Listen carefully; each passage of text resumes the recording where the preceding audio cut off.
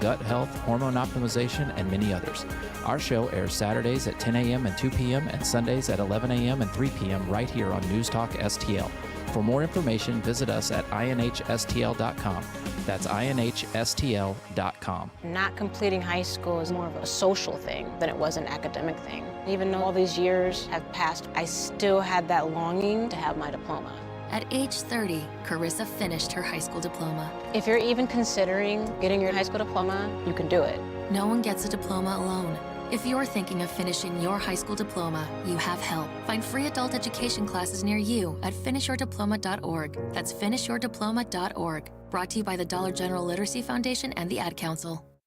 So many ways to listen to News Talk STL. Come join the conversation. Enable our Alexa skill. Hey, Alexa, play News Talk STL. Welcome to News Talk STL, conservative talk radio for St. Louis. Always streaming at newstalkstl.com or on your radio at 1019, 94.1, and 99.1 HD3. News Talk STL. News, analysis, and opinion. Welcome home. Because everything's ready to go in the app. Just say, Alexa, play news from Fox. In Fox News. it's the latest when you need it, on demand from Fox News and Amazon Alexa.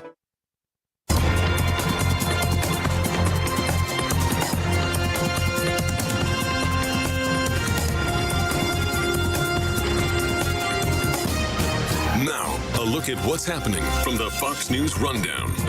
Good morning. It's Wednesday, January 18th, 2023. I'm Ted Lindner, and this is the Fox News Rundown. The Biden administration is promising transparency as a special counsel continues to probe classified documents discovered at the president's Delaware home. Fox's Jared Halpern has more on this from the White House. The White House counsel's office says it is fully cooperating with a Justice Department investigation into documents recovered at a former office and the Wilmington home of President Biden. The very nature of being cooperative with an ongoing investigation means that we need to let that investigation play out and to try to be respectful of facts as they come to light through that investigation. White House counsel's office spokesman Ian Sam says that means balancing providing public information with protecting the integrity of the investigation. Republicans in Congress are pressing for more answers, including why it took from November until last week for any public disclosure of the investigation. At the White House, Jared Halpern, Fox News. At least 20 people known to be dead following weeks of storms hammering much of California. Some highways blocked by mudslides, rivers and streams overflowing, and thousands of homes were damaged. Many may be deemed unlivable in the days ahead. Fox's Jeff Paul with more from L.A. Sarah Ward Harvey lost all her belongings when floodwaters swept through her Southern California neighborhood. She's one of many facing a long rebuild after weeks of powerful storms. The kids are, they're traumatized. I don't know how other words to say it. President Biden approved California's request for a disaster declaration to help with recovery efforts. Throughout the state, crews have been out clearing streets and scrambling to repair sinkholes. California's Department of Transportation says multiple highways remain closed on Tuesday. On Thursday, President Biden travels to California to meet with state officials and first responders. In Los Angeles, Jeff Paul, Fox News. The U.S. set to hit its debt limit soon. Fox's Ryan Schmelz has got an update from Washington on where Congress stands. As Treasury Secretary Janet Yellen says the U.S. will hit its debt limit Thursday, requiring extraordinary measures to fund spending obligations until early June. She's asking for Congress to act. That could involve either raising the nation's borrowing authority or suspending it for a period of time.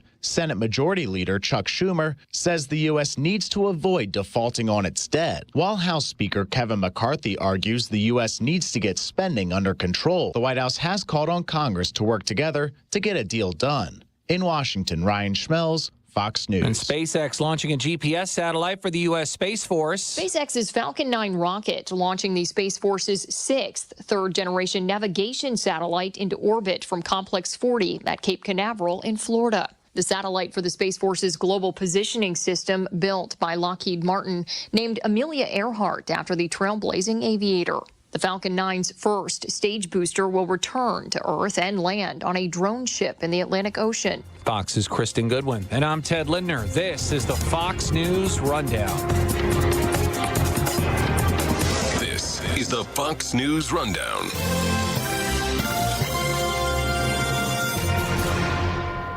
This is News Talk STL at 1019, 94.1 and newstalkstl.com. Free speech is alive and well in America. Sometimes it's hard to know what's real and what isn't. Right here. The country is heading in the wrong direction under this president. We're suffering shortages. America's running out of everything. News Talk STL. News, analysis, opinion. Michael's Flooring Outlet is a locally owned and operated family business for more than 28 years, featuring exclusive products, unbeatable prices, and expert installation. You can choose from a wide variety of flooring options, including carpet, hardwood, laminate, ceramic tile, luxury vinyl, natural stone, plus many other options. And you'll gain a peace of mind knowing that your flooring and carpet installation will be done right the first time when you hire the experts at Michael's. You can shop in-store at one of their 3 convenient locations or shop from home online. Check out everything Michael's Flooring has to offer at igotfloored.com. Hey, it's Katie. We here at News Talk STL really appreciate the growth in our business during our first 18 months since we signed on the air. We appreciate the great local businesses like Save Money with Doug Voss, Crypto World, and the Natural Institute of Health that have all become part of our family of advertising partners. If your business is interested in becoming part of the News Talk STL family, simply send an email to info@newstalkstl.com. 1019 941 News Talk STL. Do you live in West St. Louis County? Then you can get West News Magazine delivered free to your home just by asking for it. West News Magazine is the only print source for the political, school, business, and sports news happening in your hometown. Simply visit westnewsmagazine.com/subscribe or pick up a free copy at all area Deerbergs and Schnuck stores. West News Magazine. Anybody who wants it gets it. Anybody who gets it wants it. Subscribe for free today. Simply visit westnewsmagazine.com/subscribe. Serving my country changed my life forever, and when I got home, every day was a struggle. I felt trapped. But everything changed the day my family received a specially adapted custom home from Homes for Our Troops. Now we have a safe and accessible home to enjoy the freedom I fought for. Homes for Our Troops builds and donates specially adapted custom homes nationwide for severely injured post-9/11 veterans. Join our mission at hfotusa.org. This is News 4 Chief Meteorologist Steve Templeton, and we're proud to be the official winter weather source for News Talk STL. The First Alert Weather Team is working hard to keep you ahead of the big weather changes and help you plan your day. So stay connected this winter with Channel 4 and News Talk STL. Bill O'Reilly here, and I'm warming up. Stand by for the O'Reilly Update Morning Edition. But first, no question there is a concerted effort to intimidate and silence conservative thinkers and replace our God-given individual liberty with big government controls. AMAC, the Association of Mature American Citizens, is the leading conservative advocacy and benefits organization in America. AMAC gives you access to exclusive benefits and all kinds of great content. Please stand with AMAC at amac.us. That's amac.us. It is Wednesday, and on the No Spin News, my TV broadcast Monday night, I said I'm starting to dislike President Biden personally. That hasn't happened in my career.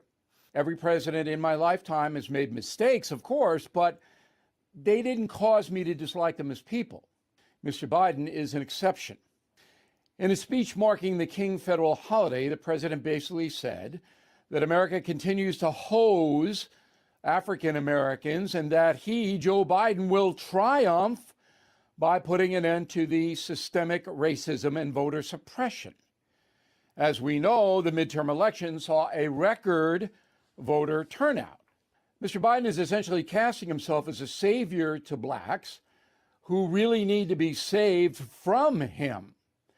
The president has done all he can to create an entitlement class based on perceived grievance, while allowing hard drugs to stream into this country through the open southern border. Urban blacks especially are deeply and negatively affected by that. Biden's rhetoric is divisive, largely untruthful, and brutally unfair to a country that provides more opportunity than any other. So I don't much like this guy, whose civil rights voting record in the Senate is sketchy to say the least. I think Joe Biden is hurting all of us by exploiting race for political gain. I guess I could be misguided, but I don't think so. Back after this. Many timeshare owners upset their yearly dues continue to increase. Lone Star Transfer is the only company you can trust guaranteeing the release of all liability to your timeshare in writing and in a specific time frame. They've helped more than 18,000 owners legally and permanently get out. So start off the new year right with a free no-obligation consultation, 855-551-7066 or LoneStarTransfer.com. LoneStarTransfer.com. That is the Morning O'Reilly Update. More analysis later on. From the Michaels Flooring Outlet Weather Center. I'm News 4 Chief Meteorologist Steve Templeton with your first alert forecast. Tonight, low down to 38 degrees. Staying dry. We may see a few sprinkles during the morning drive, but it's later in the morning, late morning through the afternoon. We have a rainy day on Wednesday, high around 45, so near normal temperatures, but a wet day, so umbrellas needed. That rain will taper off about 6, 7 o'clock for St. Louis, so it dries out during the evening. And then Thursday, mostly cloudy with a high of 45. That's the latest first alert forecast. I'm News 4 Chief Meteorologist Steve Templeton. Welcome home to St. Louis's new choice for conservative talk. Democrats do what they do. We choose truth over facts. News, analysis, and opinion. Classified documents were discovered at the Penn Biden Center. When he was talking about former President Trump. How anyone can be that irresponsible? You cannot just overlook this as the mainstream media has done with the Bidens. The resolution is agreed to. Washington is broken. 101.9 and 94.1 News Talk STL. Like us on Facebook at News Talk STL. Let's get the day started right. This is Mike Ferguson in the morning on News Talk STL. I'm not often surprised by what we see in the news. I mean, I can get angry, I can get indignant, I can be ready to push back and argue and debate and fight. But I was really surprised by a news article I saw yesterday. How many counties in Illinois are now saying, no, Governor Pritzker, we will not comply with your new anti-constitutional, anti-Second Amendment gun control law? That number is bigger than you probably realize, and we're going to talk about it. What is going on in Illinois? Have the people in Illinois reached the point where they are done with the just authoritarianism of Pritzker and the Democratic majority? We're going to talk about that in a little bit. Hey, good morning. I'm Mike Ferguson. What about what's next when it comes to the Biden files? All of these documents we're finding, and the fact that nobody seems to want to say who could have accessed these classified documents while he was just citizen Biden with classified documents in his possession. Susie Moore from RedState.com joined us on Tuesday's program and gave us her take on what's going on and what's ahead. GOP lawmakers demanding answers after a new discovery announced by the White House on Monday. Fox News' Alexandria Hoff explains what's going on so we can set up our conversation here. The White House says that no visitor logs to the president's Wilmington residence exist, adding this, quote, like every president in decades of modern history, his personal residence is personal. Now, both the House Oversight Committee and the House Judiciary Committee have launched investigations into the matter, as a special counsel has been appointed to probe as well. The White House feels that the GOP, though, is politicizing the ordeal, calling the investigations hypocritical, considering the simultaneous special counsel probe into former President Trump's possession of classified documents. They're saying this, quote, House Republicans are playing politics in a shamelessly hypocritical attempt to attack President Biden. House Republicans have no credibility. Their demands should be met with skepticism. We are joined now by RedState.com's Susie Moore. Susie, top of the morning to you. Thanks for being on. I want to try to distance away from the R versus D, liberal versus conservative situation. This is getting worse and worse and worse for Joe Biden, but we can't forget the bigger picture is this could have really been bad for the country, depending on what's in those documents. Yeah, good morning, Mike. The big picture is exactly that, and that's something that you do have to take a step back from and forget whether you like or dislike the person involved and whether they have the right initial behind their name. If there is sensitive information that is not being properly stored, that needs to be addressed. Now, if it is something where It's an understandable oversight. I mean, I don't know what the ultimate standard is from a legal standpoint, but I could understand since Comey made the Hillary Clinton exception back in the day on her emails, where you could kind of dismiss it if it were sort of a one-off and an inadvertent and a not top secret type stuff.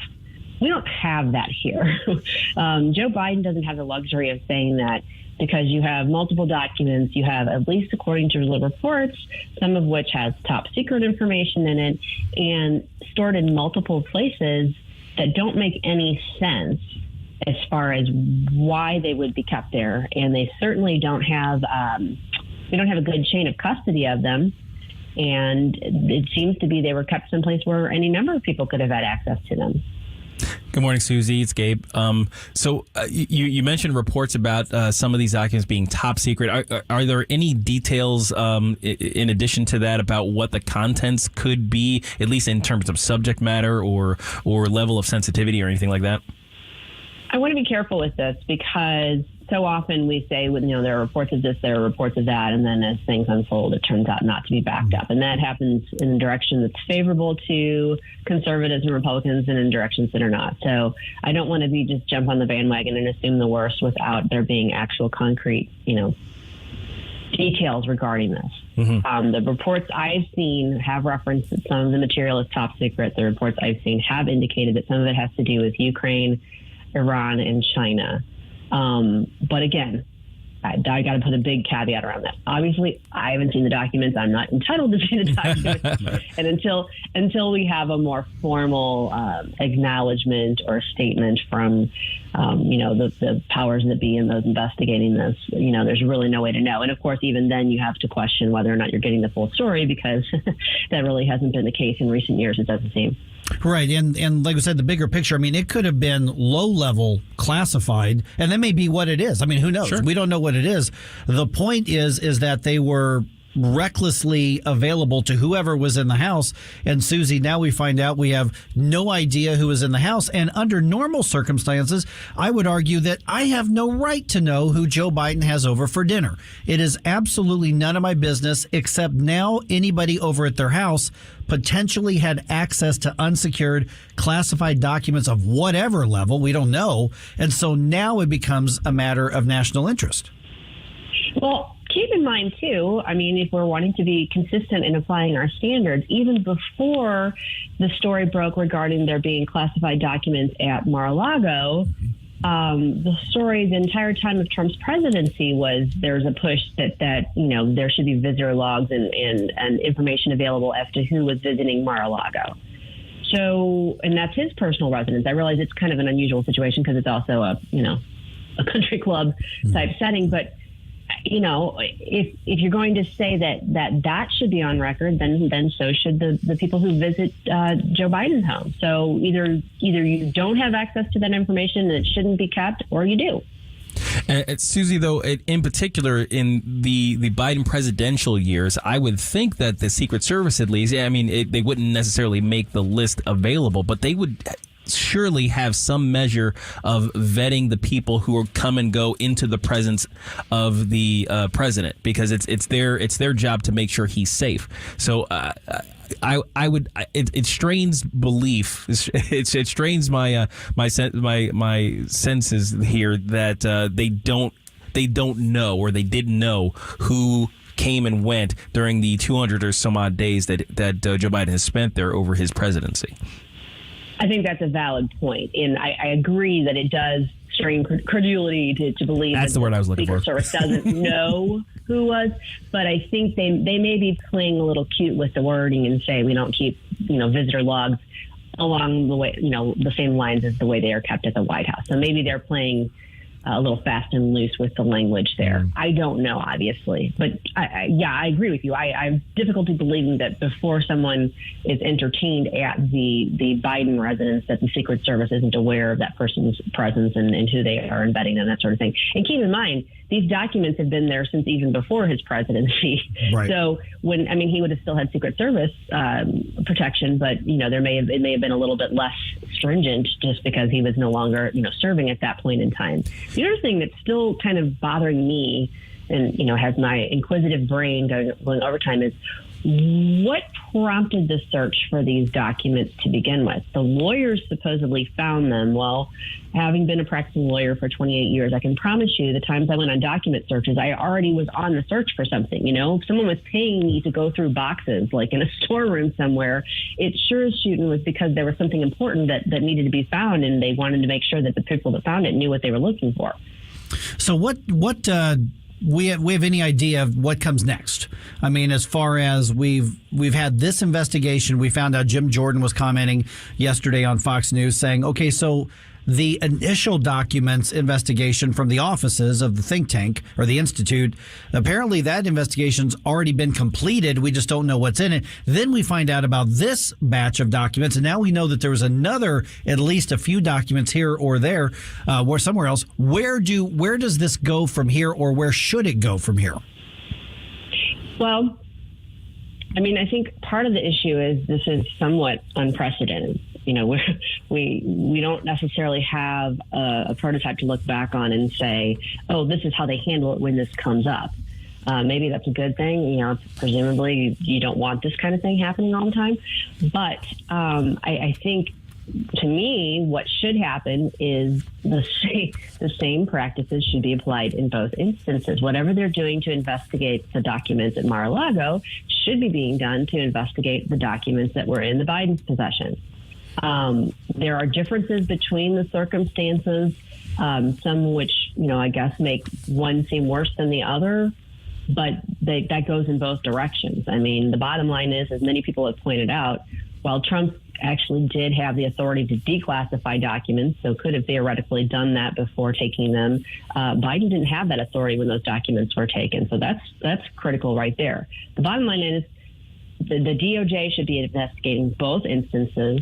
I think it is appropriate that there was a special counsel appointed because there's, you know, you're talking about a current administration that the DOJ reports to.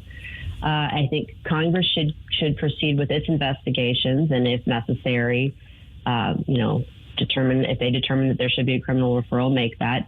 But, you know, I think we're overly optimistic if we assume that either case is going to be handled in an objective, rational, nonpartisan way. So I don't know what's going to come next, other than we're going to continue to get leaks and continue to have stories. And I guess it's good for Red State because we continue to think to write about. Hey, Susie, this is Stel here in the studio. Quick question for you. Where did the National Archives come in on this issue? You know, that's a really good question, and I almost was thinking you were going to say, where did they go? Yeah, that too. They were all hot and heavy and bothered about Donald Trump's documents, but don't seem to be like, oh, you know, about Joe Biden's documents. I don't know. I don't even know much about the National Archives. Like, I was talking about this with my boyfriend the other day. I'm like, I don't know if, like, do they know what documents are out there so they have a way to look and say, oh, hey, we never got document XYZ? Or do they just take in what's handed off to them? I mean, at some point, they recognized that there were documents that they thought should be with them that were in the possession of Donald Trump. How did they come to that conclusion? I honestly don't know. It would be fascinating to talk to somebody who works in that field, somebody who works either for the National Archives or has familiarity with how they operate and how they, A, catalog the documents that they do keep, and B, you know, come into possession of them. All right, redstate.com is where you can find Susie's team coverage of what's happening with all the updates, and they do a great job. Susie, great talking to you again. Thanks for being on the program. Thanks, guys. Have a great morning. The news roundup comes your way in just about 4 minutes right here on 101.9 and 94.1 News Talk STL. Get up. It's Mike Ferguson in the morning. Fox Across America with Jimmy Fallon. This is Jimmy Fallon inviting you to join me on Fox Across America, baby. Weekdays at 11 on 94.1 and weeknights at 10 on News Talk STL. Join us on the big bad one and only Fox Across America. News Talk STL is proud to have Doug Voss of Safe Money Radio as part of our lineup each week. Doug has been a staple on St. Louis radio for many years as one of the leading financial experts in the area. You can hear Doug and Safe Money Radio 3 times every weekend on News Talk STL. But in case you miss anything, you can check it all out at DougVossSafeMoneyRadio.com. What else do our listeners need to know, Doug? Simply put, I focus on helping pre-retirees and retirees build, preserve, and protect retirement assets, and I've been helping my clients solve their insurance and financial needs for the past 33 years. I also strive to educate my clients on how to prepare for retirement, minimize the impact of market volatility on their assets, and deal with the challenges of increased longevity. Call me today at 844-676-SAFE. That's 844-676-7233. Doug Voss is a registered representative. Securities offered through DHL Securities LLLP, member FINRA and SIPC. Tim Jones and Chris Arps in the afternoon. I'm sick of all the firsts. It's after we had the first black president and maybe a couple more firsts. I'm tired of it. Now it's the best person. Yeah, now it's hey, this person is, I think Gabe said, this is the first left-handed transgender person with red hair thing. You know, we're scraping the barrel now for first, so that it doesn't mean anything anymore. Tim Jones and Chris Arps, weekdays at 3:30 on News Talk STL. Hey, Columbo here, and many of you know that one of my favorite things to do when I have some free time is to get out on the water and go fishing. And the folks at Bluff City Outdoors in Alton are the people you should see before your next fishing trip. No matter what you're fishing for, they have everything you need, from gear to lures to live bait. Plus, they can even set you up on a guided fishing tour on the Mississippi River. Make sure the tackle box is ready for your next trip by visiting Bluff City Outdoors at 2813 East Broadway in Alton and BluffCityOutdoors.com. This is what's happening. It's about time that Joe Biden went down to the border. Speaker McCarthy is our speaker. News, analysis, opinion. Violence that's tearing apart our city. 101.9 and 94.1. This is News Talk STL. Like and subscribe to us on Rumble. News Talk STL. Get up. It's Mike Ferguson in the morning.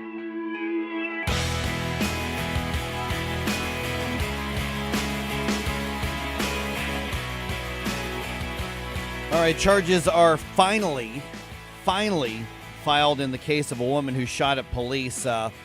They are felonies, but they're kind of weak charges, and the details of what happened still not exactly what we were originally told. This is getting weird. Well, that's shocking. Yeah. The facts don't add up? Okay. Yeah, it's really weird. The case is getting bizarre. I've got a few basic details. We'll go into a little more right after the top of the hour. Also, pot smokers may not be the only ones getting higher. The taxes paid on their now legal vice likely to get higher too. I know that's an awful pun. It's early. Leave me alone. You're such a dope. I know. Yeah. Oh man, I think you actually had a worse pun than me there, which I really appreciate. Okay, the fight over Illinois' new gun control law is underway, and it looks like Illinoisans are digging in to reclaim their Second Amendment rights. Notice I didn't say protect their Second Amendment rights, because those Second Amendment rights by law are being taken away. They're looking to reclaim those rights in Illinois. Coming up on 5:52 right now, I'm Mike Ferguson. That's Stel Ponticus. Okay, a few basic updates to this story that we talked about yesterday. Throughout the morning, I really want to know what people think about this. 2 felony charges are filed against the woman who fired at least one shot when confronted by police in St. Louis, downtown St. Louis on Friday. So we're getting mixed reporting on exactly what happened, but there are a couple basics that everybody seems to agree that we do know. 54-year-old Jada Davis was asked to move her van that she lives in when she was parked in front of some government buildings downtown. Federal officers, these were Homeland Security officers, they say that she threatened to shoot them because they were telling her to move her van. You can't just park your van in front of a federal building and just leave it there. And as we had pointed out yesterday, it's the Social Security Administration, correct, on 16th Street? Yeah, I think just so folks don't think it's on Tucker. No, but it's 16th. And I think there's a couple other offices out there as well. Okay. So in addition to that. And so that's when St. Louis police were called because this becomes a local law enforcement matter. They tried to get her to move the van. Also, she, according to the police, threatened to shoot them as well.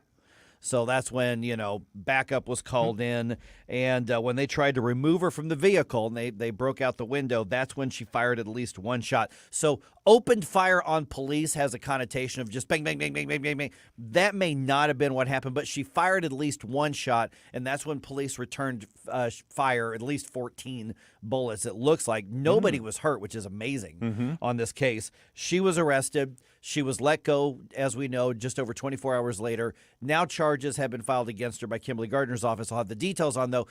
She could have filed much stronger charges, but has chosen not to. So details are coming your way here at about 6:05, and I'm really curious what people think about this.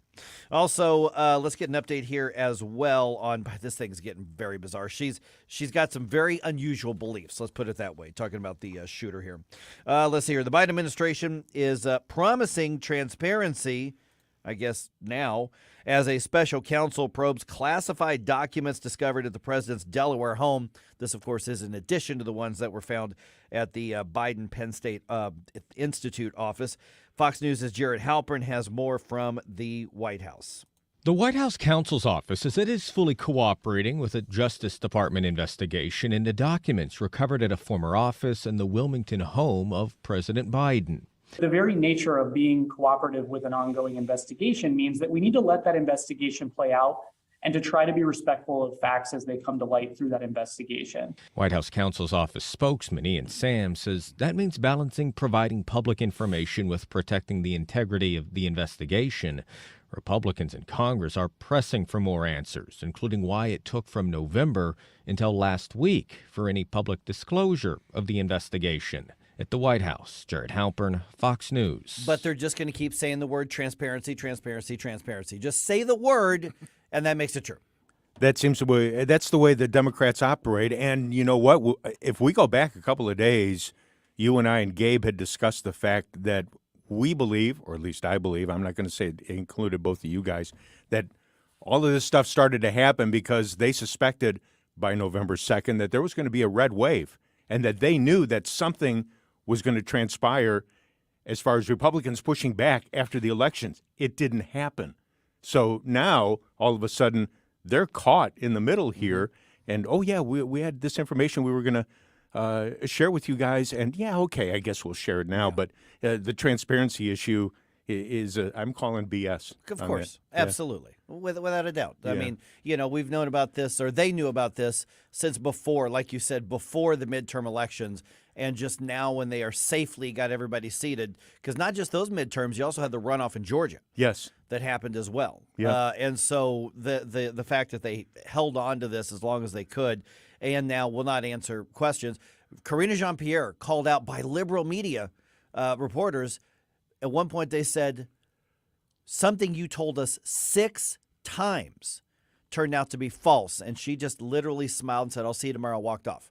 She is in way over her head, but to be fair to her, she's trying to defend the indefensible right now. And when the media in the White House press room is turning on you, you've got a massive, massive problem on your hands because the media is only going to be used so long before even they decide that they are going to not take it anymore. But they'll still find a way to circle the wagons eventually.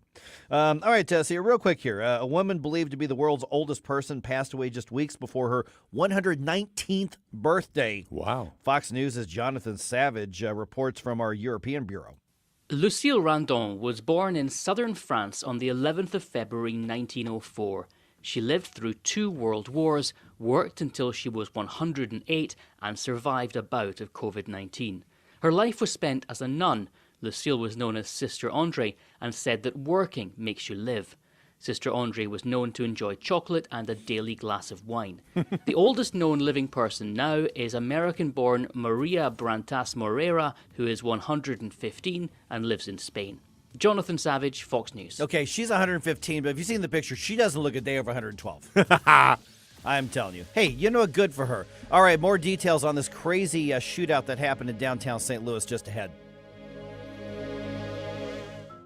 For all the women listening right now, I want you to picture a financial advisor. What do you see? Now, you and your husband, you're meeting with said advisor. Who's he talking to? Him. That's the problem. Deanna Orff of the All Financial Group has seen this failure in the financial industry for years, and she's doing something about it. Join Deanna Wednesday, January 25th for an exclusive women's event called Women in Wealth. It's time to talk about your 401k, your business, and your concerns about retirement in a setting where you're heard and you don't feel uncomfortable asking questions. 92% of women say they want to know more about financial planning, and this could be a great first step. This Women in Wealth event that takes place on January 25th is free, but you do need to RSVP.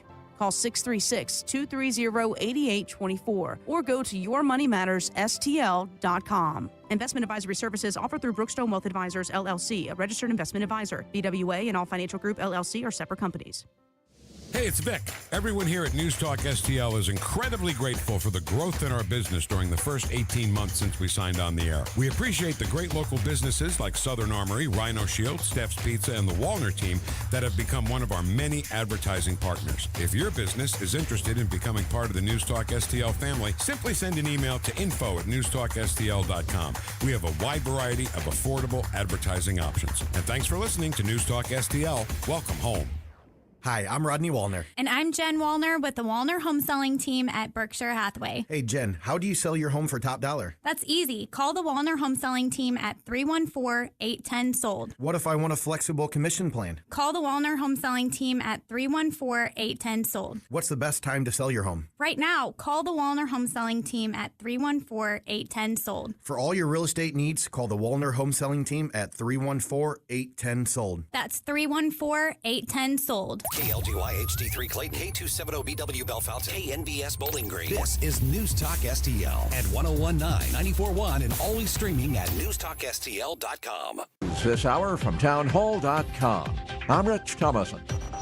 Ukraine's interior minister and several children among the at least 15 people killed in today's helicopter crash in a suburb of Kiev. The BBC's James Waterhouse is there. This is a devastating scene for Ukraine. Around the corner of this residential block, you can see the rotary blade of the helicopter. It is stuck on top of a vehicle.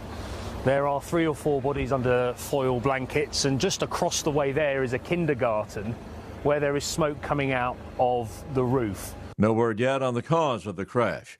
Congressman Jim Jordan firing off a series of letters to members of the Biden administration. The Ohio Republican warns them to comply with congressional requests for communications and documents relating to the investigation of the Biden classified documents scandal. As chair of the House Judiciary Committee, Jordan is leading the investigation. Another Republican, Senator Tom Cotton, says the Biden document scandal cannot be solved. And we get a lot more transparency than we've had from the Biden White House thus far, which, of course, concealed this when it was first discovered just days before the midterm in a transparent effort to avoid political consequences in that election. Cotton speaking with the Salem Radio Network. In a tweet, Congressman Jordan writes, House Judiciary Republicans will use compulsory processes if necessary to get answers for the American people. Both sides appear to be hunkering down. The impasse over the government's debt ceiling remains unresolved. The Treasury Department warns that government will bump up against the $31.4 trillion borrowing limit tomorrow. Republicans are holding out for genuine spending cuts before any agreement on raising the debt ceiling. So far, Democrats will not hear of it. On Wall Street this morning, Dow futures are 15 points higher. NASDAQ futures up 16. S&P futures better by 6 points. More on these stories, townhall.com. Hello? Hey, stranger. Oh, hi. Thank goodness it's you. I was afraid to answer the phone. Why? What's up? The credit card companies are after me. They want me to make payments, and the calls never stop. Ouch. Been there before, but I got help from Trinity Debt Management. Trinity? Yeah, I called, and right away, Trinity contacted my creditors and got my interest rates cut in half. They ended all the late fees and over-limit charges, and they stopped those annoying phone calls. Bet that was a relief. Yep. Then they put me on a plan that consolidated my bills into one easy monthly payment. That way, I paid off my debt fast while saving thousands. Nice. Trinity even showed me how to plan and meet a monthly budget. So now I'm debt-free for keeps. Wow. Do you still have their number? Sure. Here, write this down and call 1-800-990-6976. Can you repeat that? 1-800-990-6976. That's 1-800-990-6976. Hey. Treasuries. From the Michaels Flooring Outlet Weather Center.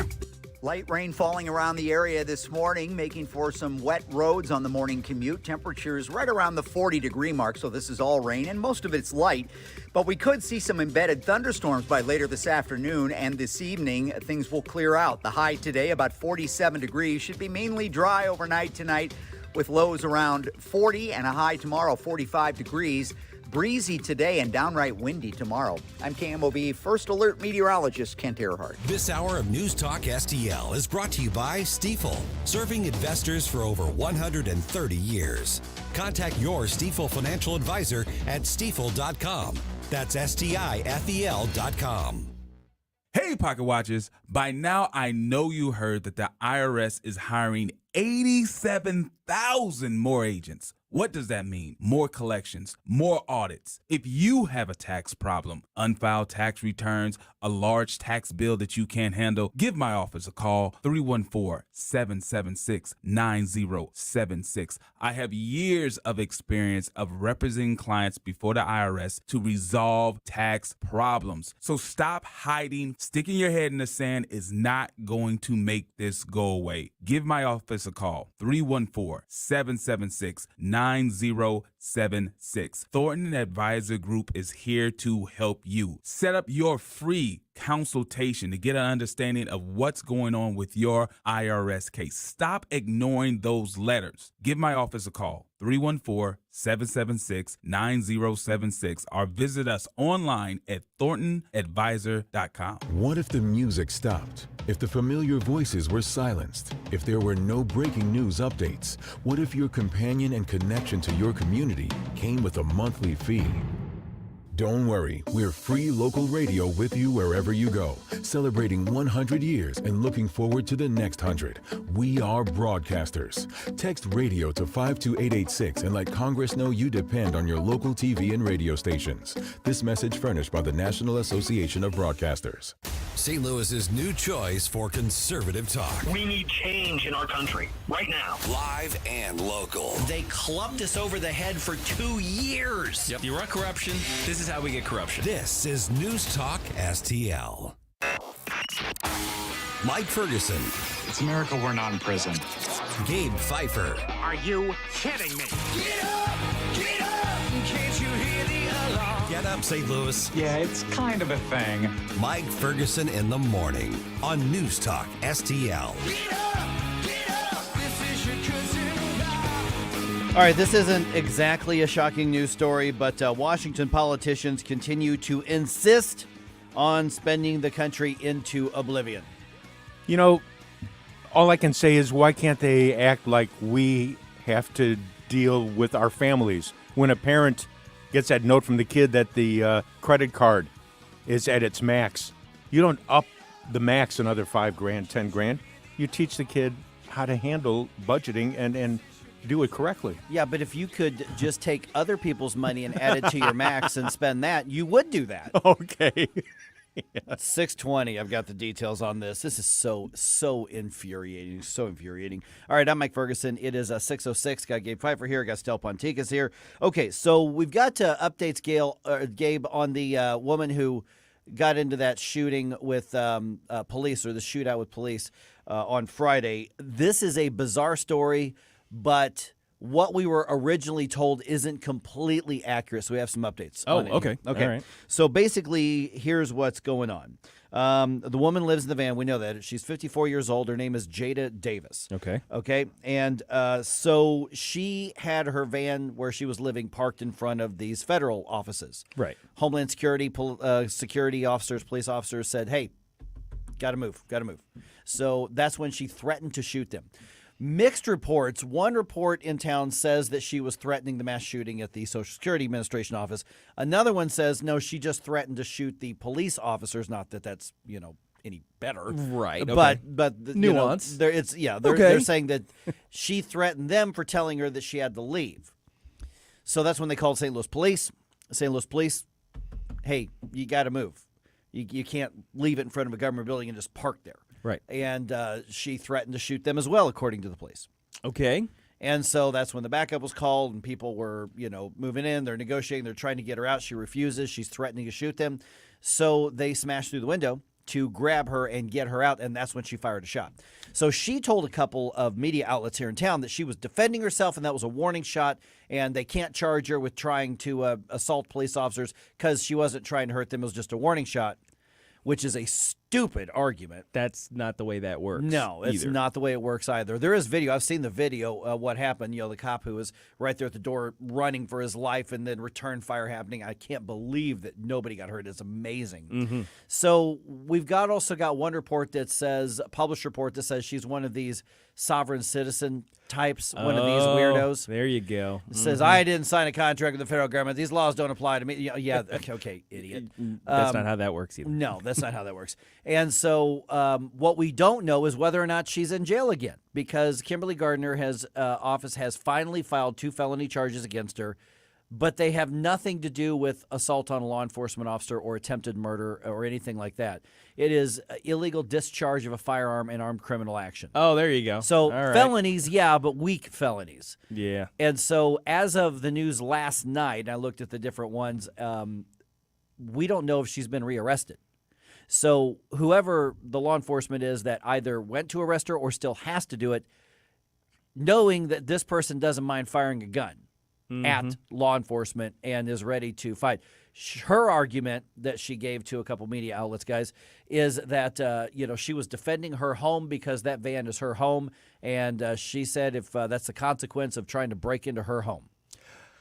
Oh boy, there's so much to unpack here. I mean, first of all, I guess going with the whole Kim Gardner thing, that sounds like the type of charge you would get in a plea deal to plead down from the actual charges, which are warranted by the situation. So she just kind of jumped all the way to the next step, giving this lady, I guess, the benefit of the doubt, which is dumb. That's not what prosecutors are supposed to do.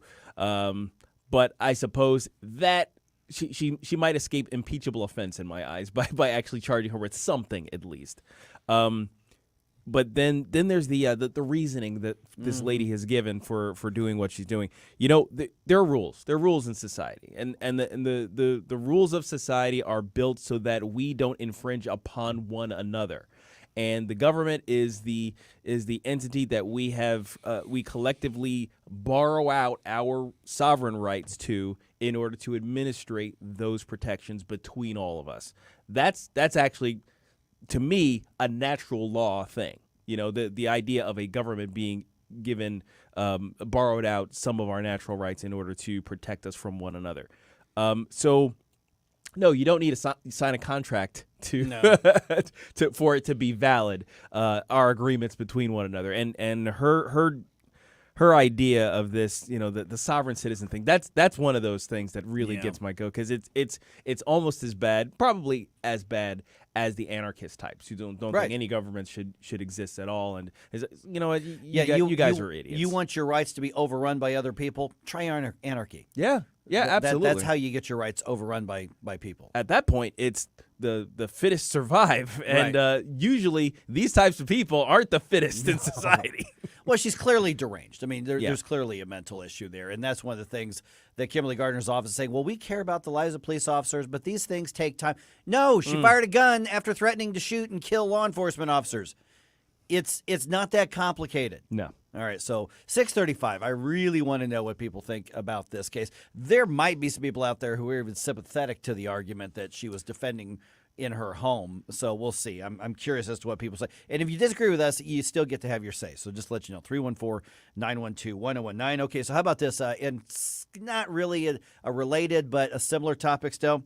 It's campaign season, as you know, for St. Louis Board of Aldermen and aldermen and city council people all over the area coming up in April. One of the candidates running for alderman in St. Louis City says, I know how to help the violent situation and to keep encounters with police down to a minimum. Disarm some of the police. Oh, that's brilliant. Yeah. Strip them of their right to carry firearms. So here's what's going on is Michael Browning, who's described as a Democratic activist. You'll be shocked to know that he works at Wash U.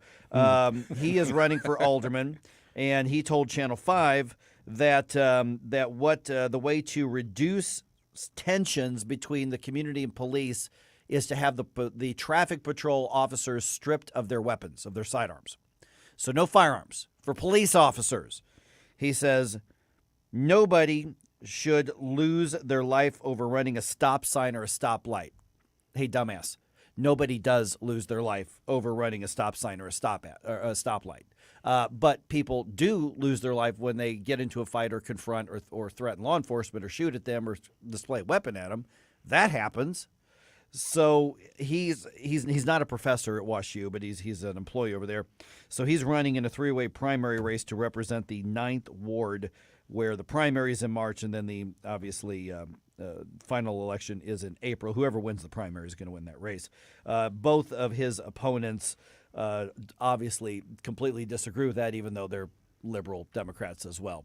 So there you go. You got somebody who works at what claims to be a prestigious university in Washington University saying, you know what we need to do, because we've got such a problem with, police running into problems with, criminal element and the violence. Let's disarm some police officers. That's his idea, guys. I have so many cases of running into police in different areas around the city. Let me give you an example. Blue City Deli in South City. I go by there quite often. Mm-hmm. A lot of police officers and firefighters stop in there for lunch.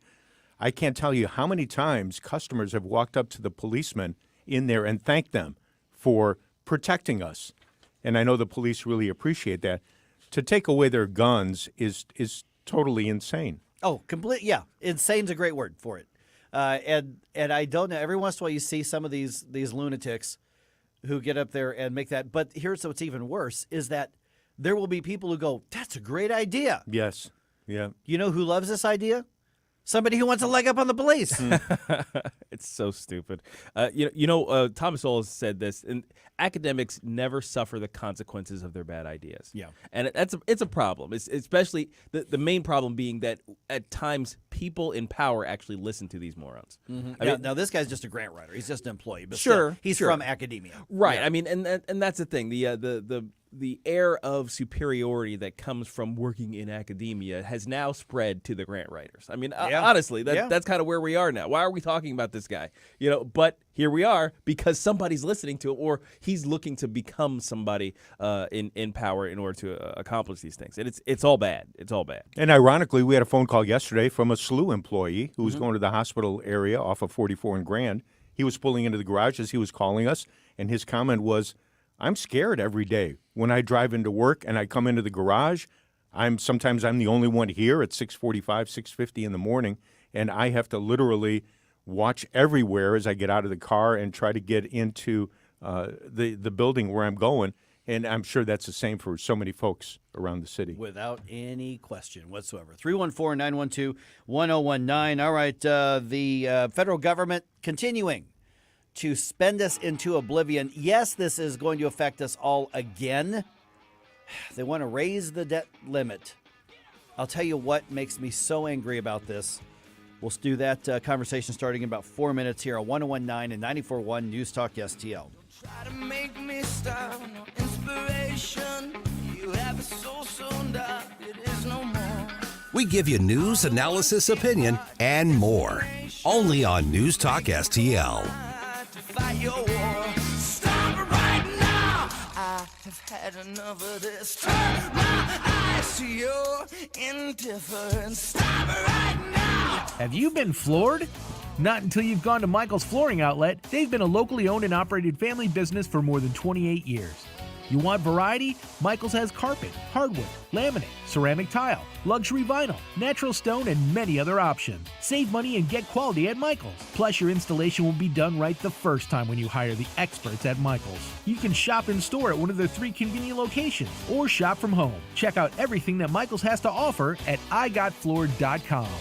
Tim Jones and Chris Arps in the afternoon. Senator Talent, good afternoon. Welcome back to the Tim Jones and Chris Arp Show.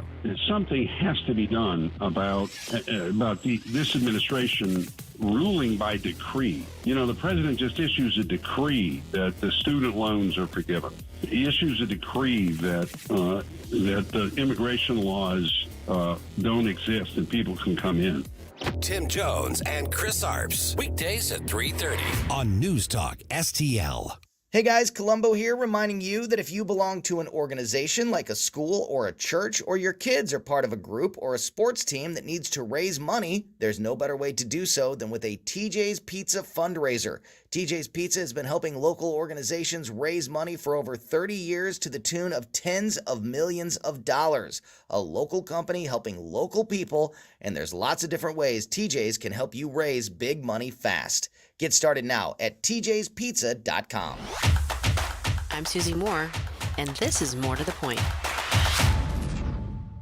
One of the key criticisms of Donald Trump has been his personality, as opposed to policy. Most everyone right of center, and even some not so right of center, appreciated his policies, but for some, the mean tweets were tough to stomach. The insulting nicknames, the punching down, many saw this as childish and counterproductive, which was the hook for Joe Biden in 2020. Running the lowest of low-key campaigns virtually from his basement, good old Joe could play the part of your friendly old harmless uncle and appeal as an antidote to his pugnacious predecessor, even though Biden was given to bouts of boorishness himself. So when Biden took office, there was much rejoicing among the Beltway bubble dwellers as they crowed that the adults were back in charge. Yet an objective assessment of the first half of Biden's presidency necessarily leads one to question their definition of adults. Is that just another word for supersized screw-ups? Even the latest debacle of Biden's mishandling of classified documents is compounded by the fact that he's been using the office of White House counsel, which isn't his personal counsel and shouldn't be handling matters that involve his role as a private citizen, to address the issue, drawing an ethics complaint in the process. If this is what it looks like with the adults in charge, bring back the kids. Susie Moore is Deputy Managing Editor for RedState.com. For more to the point and everything Susie Moore, log on to RedState.com. Follow Susie on Twitter at SmoozyQ and keep listening to 1019 and 94.1 News Talk STL. This is News Talk STL. News, analysis, and opinion from the voices you know and trust. News Talk STL at 1019, 94.1, and newstalkstl.com. This hour of Mike Ferguson in the Morning is brought to you by Stifel. Request a portfolio review from your Stifel financial advisor at stifel.com. That's STIFEL.com. For podcast articles and more, find us on newstalkstl.com. Get up. It's Mike Ferguson in the Morning. All right, it's 6:35. Going to update you on that bizarre case of the woman who was living in the van, ended up with a shots fired situation with police. We just talked about that a little bit. We'll go into more depth. But I want to know what you think. 314-912-1019. A lot of moving parts on this. First of all, you've got, this apparently allegedly crazy person, because I have to say allegedly in case, she actually has a lawyer. And also the reaction of the police and Kimberly Gardner's office soft-pedaling charges against this woman. And all in the meantime, Channel 4 just went around and started asking people who are walking around downtown, and they're sitting there going, this area is not safe. How could you possibly let her out? And unfortunately, some of the media said people believe the police made a mistake in releasing her. Police didn't have a choice. That's the circuit attorney's office, guys. Police don't have a choice in that. Yeah.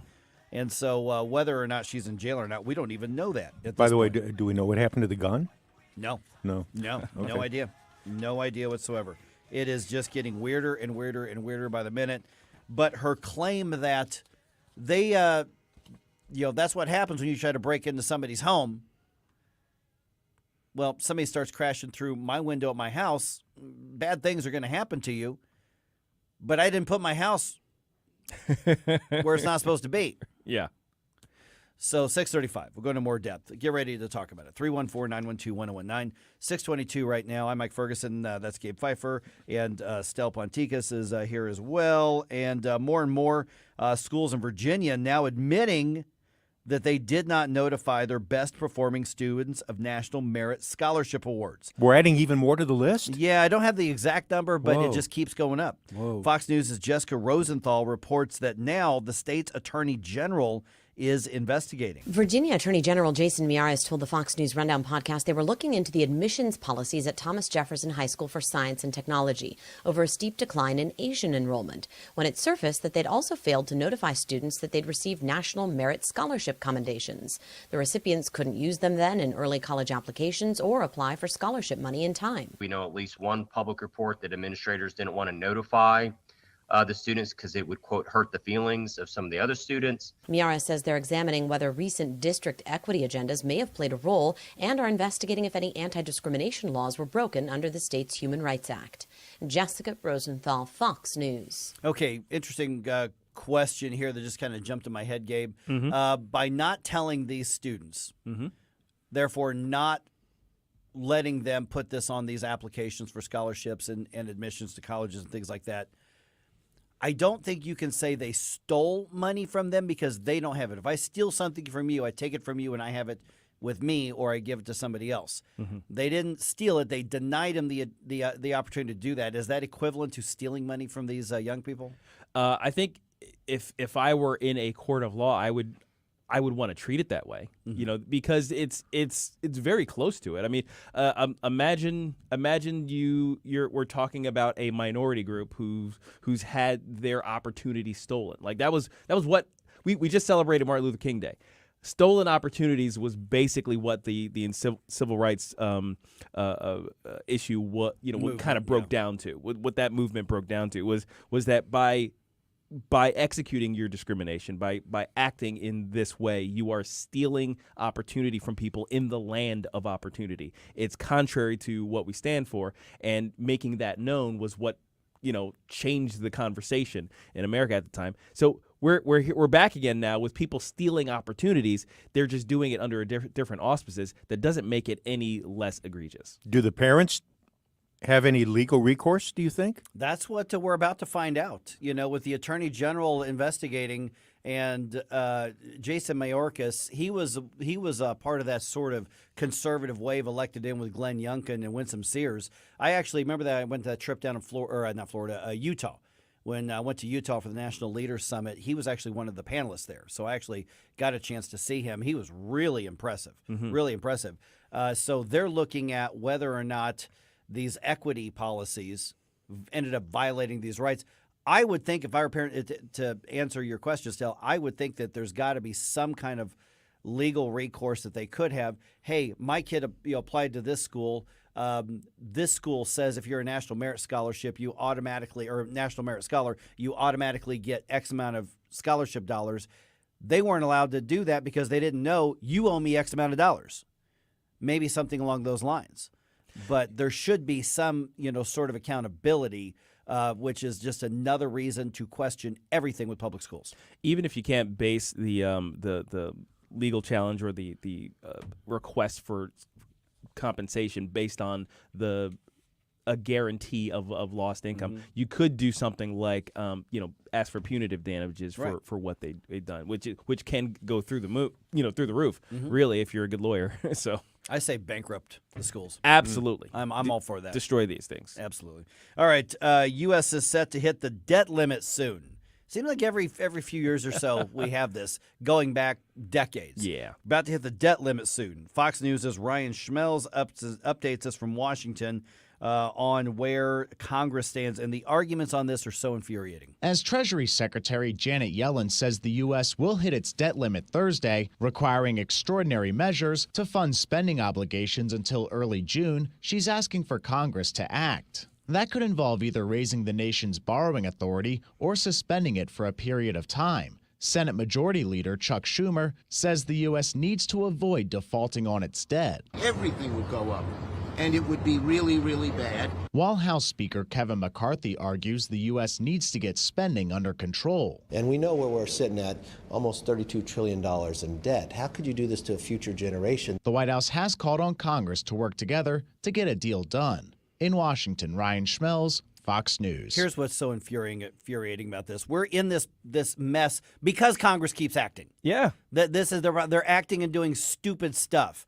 And then for politicians to say, we have to raise the debt ceiling and borrow more money because if we don't, it's irresponsible because we're going to default on our debt and no responsibility. We're in this mess because you overspent. You spent more money than we actually have. Now, keep in mind, a lot of this debt is this trillions of dollars and all of this just ridiculous COVID relief spending that we didn't need to do in the first place under both the current administration and, frankly, the first round was under the Trump administration. There was a tremendous amount of debt and a tremendous amount of spending, but Biden has put that on steroids. But that goes, again, under after the Obama spending, after the Bush spending, after you just go down the line, Republicans and Democrats have equal blame on this spending. But for them to get to the point to say, well, we're about to default on our debt. If you don't let us raise the spending, that's irresponsible. No, it's not. It's like your credit card example a little bit ago, Stell. It means you tighten the belt and you start cutting spending to the tune of billions, if not trillions of dollars. And Schumer comes out with the typical Democratic response, it would be really, really bad. Oh, that's really, really smart there, Chucky. Really, really bad. Okay. It's amazing how they create these messes, and then they say, oh well, we have to act in this worst way to control the mess that we created by doing exactly what we're. It's a circular argument that just kind of goes off into infinity, where we're just constantly spending, and the solution is always to reach into our pockets. Right. That's really the thing. And reach into our pockets with money that we don't even have yet, that we just simply have to pay back. Remember, every time that you're increasing the debt limit and increasing the debt, you're also increasing all of this compound interest that we're paying as well. Yeah. I mean, this is insane to the point of being evil. It's not just irresponsible. And I know nobody likes to hear the words austerity because there's going to be some program that somebody relies on that's going to get cut because we can't keep spending the money. And that's the way it's going to have to be if the federal government is ever serious about getting our financial house in order. And after 51 years of life at this point, I just don't think that that's ever going to happen, Republican or Democrat. And you never see any blueprint from anyone like Janet Yellen, who has her economics doctorate, I think, from Harvard, and who seems, in my estimation, totally inept. Okay, Janet, show us the paperwork. That's all we're asking. Show us what's going to stay and what's going to be cut. If the government shuts down, I'll be really honest with you, we're not going to fold. The nation's not going to totally shut down. The essential services will still be taken care of. Yes, some folks will not get paychecks who are lower staff members. I'm sorry, but when you signed up for that job, I think you understood that possibility was there. I understand that could be difficult for some folks, but the country is not going to totally shut down. Social Security and those other services will still be taken care of. Let's look at those other parts of the government where there needs to be some sort of resolution and something needs to be done to cut back and do, as you said, Mike, austerity. Oh, my gosh. Oh, no. Yeah. Well, the reality is something's going to collapse. I mean, it's either you get to choose what and how and by how much and over how much period of time by, exercising austerity, or it all comes crashing down in a catastrophic manner later, and then you're left to pick up the pieces. You have a choice as to which one of those, but they keep kicking the can down the road, saying no, the Congress in the next 50 years maybe we'll figure it out. We're just going to keep going. And we just passed a horrendous omnibus bill that had all of those earmarks in there, and we were told the earmarks were gone. All of a sudden they show back up, and we get goofy things like the Michelle Obama the walkway or whatever it is down in Georgia and all these other earmarks for different cities and towns across the country. That stuff's got to stop. And the can, when you kick it down the road, gets bigger and bigger and bigger, and now we're kicking barrels down the road. Yeah, honestly. And eventually you're going to be kicking tankers down the road. I mean, imagine your spouse went behind your back and bought a vacation home that you couldn't afford. And now the bills come and do. It's like, you know what? We just hit our limit on a credit card that we've been using to pay the mortgage on that thing. We need to just increase the credit limit on the card. Not sell the house. Not sell the house. Right. Unreal. All right, 314-912-1019. All right, I'm going to put the question out there regarding this situation on Friday with the shooting with the woman living in a van and police. She says, I was defending my home. They didn't have a right to do that. Kimberly Gardner soft-pedaling, granted, felony charges, but kind of soft-pedaling what could have been. So we have a mess in every sense of the word. Police still getting kind of thrown under the bus by some of the media, and I think by omission, Kimberly Gardner. And they're the ones that didn't do anything wrong. at least in my opinion. If you disagree, I definitely want to hear. 314-912-1019. I'm going to lay out what we do know. You tell me what you think. Let's talk about it right here on 1019 94.1 News Talk STL. Get up. It's Mike Ferguson in the morning. No big old corporate lib AM station telling us what to say here. Conservative talk for St. Louis. This is News Talk STL at 1019 94.1 and always streaming at newstalkstl.com. From the News Talk STL newsroom, I'm Joey Vasovich. A 54-year-old woman who fired at officers outside the Social Security Administration building in downtown Friday has been charged with 2 felonies 3 days after she walked out of jail without any charges. When a sergeant broke the van's window to remove the woman from her vehicle, she fired at least 1 shot from inside her van through the driver's side window. No one was hurt during the altercation. MoDOT is having an open house tonight to discuss proposed improvements of I-64 between Jefferson and Kings Highway. The open house will take place at the Collab Workspace at the Cortex from 4 to 7 p.m. Residents from Monroe, Madison, and St. Clair counties who were affected by July's historic flooding in Illinois are invited to review new flood maps with FEMA experts at an upcoming open house. The open houses will give residents the opportunity to look at new flood insurance study reports to learn what areas were designated significant flood hazards and guide future development. Ferguson-based Emerson disclosed Tuesday that they are offering to buy National Instruments out of Texas for $7.6 billion, which they have been trying to buy since May, but the company rejected Emerson's offers. Emerson's chief executive said he is making their interest public for the benefit of all NI shareholders. And in sports, the Blues welcome the Predators to St. Louis tomorrow night. Puck drop is at 7 p.m. For in-depth coverage of these stories and more, go to newstalkstl.com. From the Michaels Flooring Outlet Weather Center. Light rain falling around the area this morning, making for some wet roads on the morning commute. Temperatures right around the 40-degree mark, so this is all rain, and most of it's light. But we could see some embedded thunderstorms by later this afternoon, and this evening things will clear out. The high today, about 47 degrees, should be mainly dry overnight tonight with lows around 40 and a high tomorrow, 45 degrees. Breezy today and downright windy tomorrow. I'm KMOV First Alert meteorologist Kent Earhart. 1949, the last time a Republican held the top post in St. Louis City. A gallon of milk was 84 cents, and streetcars ran down Grand Avenue. The city was booming. Unfortunately, St. Louis city streets are no longer the epicenter of family and business life. In the 80 years of Democrat control, our city has been on a steady decline. St. Louis City Republicans believe it is our duty to provide a different path forward. Learn more at stlouisrepublicans.com. Paid for by St. Louis City Republican Pat Curtis, Farber Treasurer. I'm Bob Burke, founder and chairman of Burke America Parts Group, a family of brands that includes RepairClinic.com, an appliance and HVAC parts solution company that's grown into an international brand. Before AmericanEagle.com, we partially launched a new technology platform developed by another firm. American Eagle helped take our technology to a whole new level with digital marketing, software development, and business insights into our key markets, appliances, HVAC, and outdoor power equipment, and did so both on time and on budget. AmericanEagle.com has the resources, experience, and talent needed to produce solutions. Our new technology platform, developed by AmericanEagle.com, has produced tremendous results with higher traffic, conversion, engagement, and online revenue.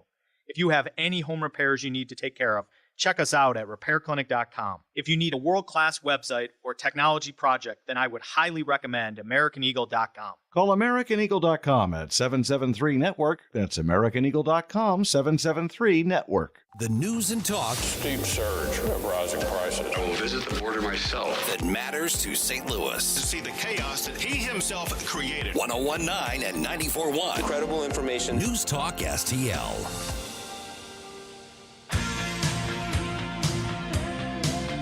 Dan Bongino here. Keep it on News Talk STL because my show starts at 11 a.m. Right now, it's back to Mike Ferguson in the morning.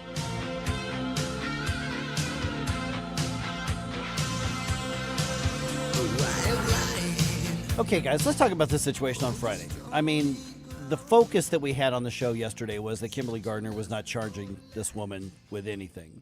Right. Now she's been charged with a couple felonies. Give credit where credit's due, but they're not the strongest felonies that she could have been charged with. Absolutely, yeah. This is very much it looks to me like what she would plead down to if she had a decent lawyer. Right. So here's where we're at, and this is where I want to hear what everybody's take is on this at 314-912-1019. So here's what we know happened. 54-year-old Jada Davis, that's her name. She lives in her van. Everybody agrees that that's the case because a couple of media outlets actually talked to her, and so she lives in her van. She had it parked downtown over there on 16th Street, I think it was. Yes. And it's in front of some federal government offices. Well, here's the thing. The Homeland Security police officers, they get a little testy when you pull up in a van that's clearly got a bunch of stuff in it and just set it in front of a federal building or federal office and don't move it. Because your mind goes back to Oklahoma City. Precisely. Yeah. Yep. And so what we know happened is that Homeland Security police said, need to move your van. There's no indication by anybody that they were threatening to arrest her or anything like that. They said, you got to go. Yeah. And she didn't want to do that. And she threatened to shoot the officer or officers. So that's when St. Louis police were called because this is now a local law enforcement matter. And the same reaction. You got to move. Jada, got to go. And she says she's not moving. She threatens to kill them. Now, there's some reports that say she threatened to, commit a mass shooting at the Social Security Administration office. Other reports don't have that anymore. I don't know if that's the case. But she did threaten police to shoot police officers. Well, if you say something like, I'll shoot up this whole place. Yeah. That would count to me. Exactly. And it would be on brand. So when she repeats her threats to shoot police officers, at that point it becomes a standoff. Mm-hmm.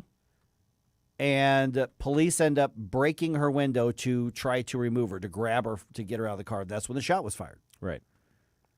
Her argument is it was a warning shot, and I warned them if you break into my home, you're going to get hurt. So she says, I had every right. Well, of course she didn't. No.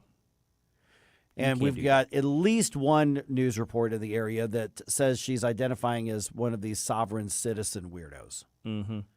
And I know somebody may have gotten mad at me when I called them that, but that's just what it is. I mean, it just is. Yeah, it's not a solidly philosophical argument about how to conduct oneself inside a government. No. Or listen, I'm all for if somebody wants to go off the grid and be left alone, leave them alone. Yeah. Fine. But what we're talking about are the people that provoke conflicts in order to assert that laws don't apply to them. They want to be protected by the Constitution, but laws don't apply to them. Right. That's not how that works. That's not how that works, because the Constitution being the supreme law of the land. A good constitutionally limited government is here to preserve your rights. Mm-hmm. Now, does our government limit itself to that? Of course not. It violates our rights every single day. That's why we have the processes we have to fight against it. So here's the thing.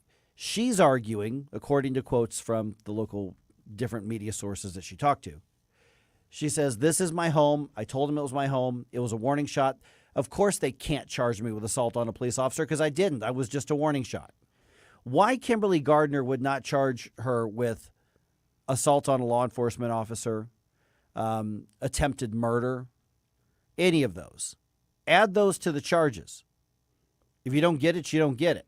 I mean, if it doesn't, it shouldn't get convicted or gets pled down, okay, then but at least try. Because police officers right now were told originally, okay, she fired a shot. It's on video. Mm-hmm. They've got their statements. They returned fire, but that wasn't good enough for Kimberly Gardner. Right. And she let her go just over 24 hours later saying, we care about police officers' lives. Shut up. No, you don't. No. We know that. Your actions prove that. And so now she says, well, these things just take time. You've got somebody who literally threatened and then followed through with violence against people around who knows how many other people were around that could have been hit just by spray, either from her or from the police. Threatening and committing assault against police, to me, it rises in what it means to me, because the police, the people who wear badges, they're doing so on our behalf. They are wielding the power that we have individually, sovereignly, that we have borrowed out to them. They represent us in that situation. They represent the power of the people to maintain order in society. When you stand against those guys, when you want to try and shoot at those guys, you're standing against all of society, in my view, especially if we're talking about lawful actions by the police. Don't come at me when we're talking about police misconduct. That's a whole different story. That's when we need to come down very, very hard on them, because they are misusing the power that we gave them. But if you want to be one of these sovereign citizens and say, well, you can't tell me what to do, what you're saying is to all the rest of us, you can't tell me how to interact with you and to the things that you pay for and the things that that uphold the society that you pay for. That, to me, it makes it so much worse than simply, well, I fired a warning shot at a guy who was trying to get in my quote house. I am really bad at being told what to do. Mm-hmm. It's why I have such terrible reactions, when I go someplace and there's something unjust. Mm-hmm. So I am one of those who sees an unjust law, and I don't want to deal. I walk into a hospital and they're like yelling, "You got to put a mask on." I will be a jerk. And there are 3 doctors' offices right now that do not like me because I make it very clear that their rules are stupid. Because I'm not good at being told what to do. So I want that independent streak in more people. But you cross the line when you say, well, laws don't apply to me. Assuming the reports are right, that this is what she's saying. Yeah, there are bad laws. There are unjust laws. We need to revoke laws, challenge them, get them overturned, get Absolutely. things. But, because I think it's stupid that the speed limit is 35 miles an hour somewhere doesn't mean that I'm immune from the consequences of driving 60 through there. Gosh, yeah. Yeah, I mean, all the rules that society does have, many of them are in place simply to protect us in the way we interact with one another. I don't want, just personally, I don't want people being able to randomly park their house vans in front of federal buildings or government buildings at all. I don't think that's a smart thing to do. Yes, that van might be your home, but the street isn't. You know what I mean? It's like you can't just put it anywhere you want, so the public must accommodate you wherever you decide to move your quote-unquote home. So that's where the whole thing falls down. These things are never logically applied. What about an argument saying, well, she wasn't hurting anybody, she's just trying to stay in her van and get some sleep? Well, I don't care. I guess maybe that's petty. Maybe that's me being a little silly here. But the thing is, you can not hurt somebody over there too. Elsewhere. There is no obligation that public facilities need to accommodate your every whim, right? You make the comment about maybe she's getting some sleep here. That's a possibility. And cops come up and just say, could you please move somewhere else? What if we did a flip test here? And what if a policeman happened to give a warning shot? Boy, you would see Gardner jump right in. Oh, my gosh. Yeah, because that violates every procedure. The police are not allowed to shoot warning shots. Right. And there's a reason for that, because it's a phenomenally reckless and irresponsible. And so her argument that they were breaking into my home, therefore I fired a warning shot, is ridiculous. But I've met people like this who think this way. Yeah. And they're crazy, obviously, but they can be very, very dangerous. Absolutely. As well. So I have no idea whether she's in jail or not. The news reports I saw, none of them could say for sure whether or not she's been rearrested.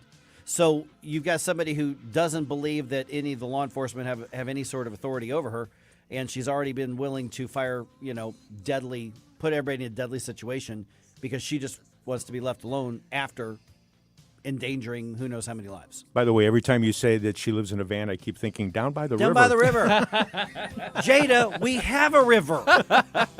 Just go down there. Yeah.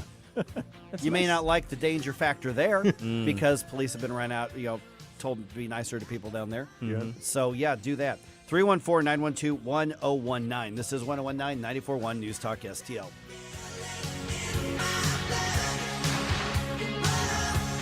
Follow us on Getter at News Talk STL. Get up. It's Mike Ferguson in the morning. St. Louis's new choice for conservative talk. I think they're trying to attack the American people. Live and local. Gabe, Mike, Ken, you guys are my morning cup of mental coffee. I love the show. Definitely a convert from the old one. This is News Talk STL. I'm Dr. TJ, owner of the Institute of Natural Health, co-owner of Optimal Nutraceuticals, and the host of Wellness 101. Wellness 101 is designed to cut through the nonsense and provide you common sense, science-based information regarding health and wellness. On the show, we discuss topics like thyroid health, gut health, hormone optimization, and many others. Our show airs Saturdays at 10 a.m. and 2 p.m. and Sundays at 11 a.m. and 3 p.m. right here on News Talk STL. For more information, visit us at inhstl.com. That's inhstl.com. School choice is an idea whose time has come. It's flourishing in many states, just not in Missouri. Take charter schools, a great alternative for parents whose kids may be trapped in a failing school district. But charter schools are currently only available to families in just 3 of 520 school districts: Kansas City, the city of St. Louis, and Normandy. Open enrollment allows students to enroll in a district other than the one in which they live. It's important because rural schools may not offer all the advanced classes larger districts do. Open enrollment does exist in Missouri, but participation is highly restricted. And the Empowerment Scholarship Account, or ESA program, needs to be expanded so many more parents of students with disabilities and low-income students can access it. Charter schools, open enrollment, ESAs. If they're good for some children, they should be good for all children. Check out our 2023 blueprint, Moving Missouri Forward, at showmeinstitute.org. The Show Me Minute has been brought to you by Show Me Institute and Show Me Opportunity. Hey, it's Mike Ferguson here. Everybody here at News Talk STL is incredibly grateful for the growth of our business during our first 18 months since we signed on the air. We appreciate the great local businesses like Clear Path Wealth Management, STL Fence Works, and Michael's Flooring that have all become advertising partners. If your business is interested in becoming part of the News Talk STL family, simply send an email to info@newstalkstl.com. Thanks for listening to News Talk STL. Welcome home. Tim Jones and Chris Arps in the afternoon. It's Wednesday, and at 3:45, we'll have Project 21 co-chair Horace Cooper, and at 4:25, Mike Ferguson. Tim Jones and Chris Arps. Weekdays at 3:30 on News Talk STL. This hour of Mike Ferguson in the morning is brought to you by Stifel. Request a portfolio review from your Stifel financial advisor at stifel.com. That's STIFEL.com. Made in St. Louis for St. Louis. It's News Talk STL. Get up. It's Mike Ferguson in the morning. Is there still hope for freedom, especially under the Second Amendment in Illinois? Do we still have hope there, guys? I don't know. I'm troubled by the whole thing. Yeah. Feels iffy. And I think much of the state is troubled by it.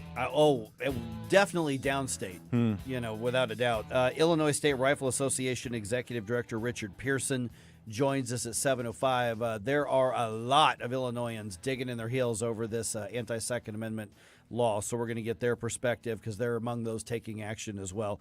Once again, that's 7:05. It is 6:51 right now. Got Gabe here, got Stell here.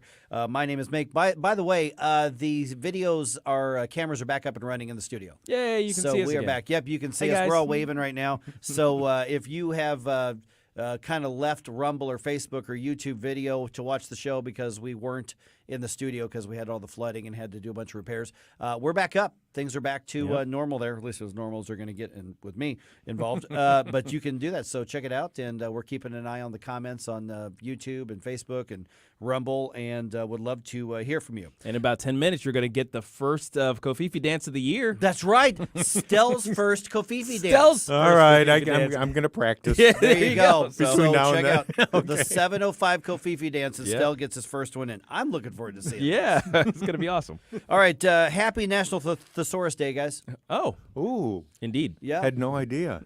Absolutely. Yeah, today is National Thesaurus Day. Yes. And so I found some ways that we can all sound smarter when we're in regular conversations. Okay. So just to help out, for instance, if you want to just sound, more educated, more interesting, instead of saying that something makes you happy, yes, you're delighted. Oh, Makes delightful. sense, right? Yes, it is delightful. Some tea and crumpets. Okay. You're not worried about something. You're agitated. Oh, yes, concerned. Consider that's right. You don't begin something, for instance. You commence. Commence. Yes. Unless there's that word. I was going to say initiate. Oh, that's good too. That's a good one too. No, that's really good too. And you may say, but isn't this really sort of pretentious? Yes. Yes. Do you have something to think about, or do you have something to contemplate? Ooh, or ponder. Ponder. Ruminate. Oh, yes. Oh, that might be the better one. Yes, Might be the better one. I love it. Let's see here. Yeah, I don't know about this one. It's cold out. Replace it with it's frigid. Well, I know some frigid people, but that's How about what would be a better way to tell somebody they're wrong or something is wrong? Besides incorrect? Incorrect. Yeah, that's pretty common. Yeah, though. that's too common. I don't know. I mean, erroneous. Erroneous. That's what's suggested. You have erroneous ideas. That's right. The information you are using is erroneous. It's misinformation. Yes. Oh, golly. I just opened up a Pandora's Your box. unsound pontifications are unnerving. See, the funny part is that misinformation would have been a smarter word had it not been so overused to the point of being cliche and a joke. And hijacked by the left. Completely. Yeah. Because misinformation actually is a word. Yes. And they were trying to say, there's disinformation and there's misinformation. And malinformation. I forgot about malinformation. Yeah, there's it's you're being deliberately a bad actor in delivering this information. That's the implication Is of that there word. cis information and bi information or trans information too? Cis. I see that everywhere. Man. So it's like, well, this cis woman. Okay, that is so stupid. You know what? Cis. I refuse to use the word cis unless I'm doing so ironically. There you go. Because it's a dumb word that means regular. It's like you don't have to, the standard. You know that there's Coke. There's not cis Coke. All right? There's Coke and Diet Coke. That's it. But what if Diet Coke identifies as regular? As regular Coke. Well, then now you have to differentiate the Diet Coke that identifies as Coke with the cis Coke, which has always been Coke. And cis Coke is really angry, saying, "No, I'm actually Coke the whole time." Yeah, yeah. In fact, I'm a bottle Coke instead of a canned Coke. Oh, bottles and cans. See, now that's a whole other argument. Oh yeah. And they're now they're aluminum bottles.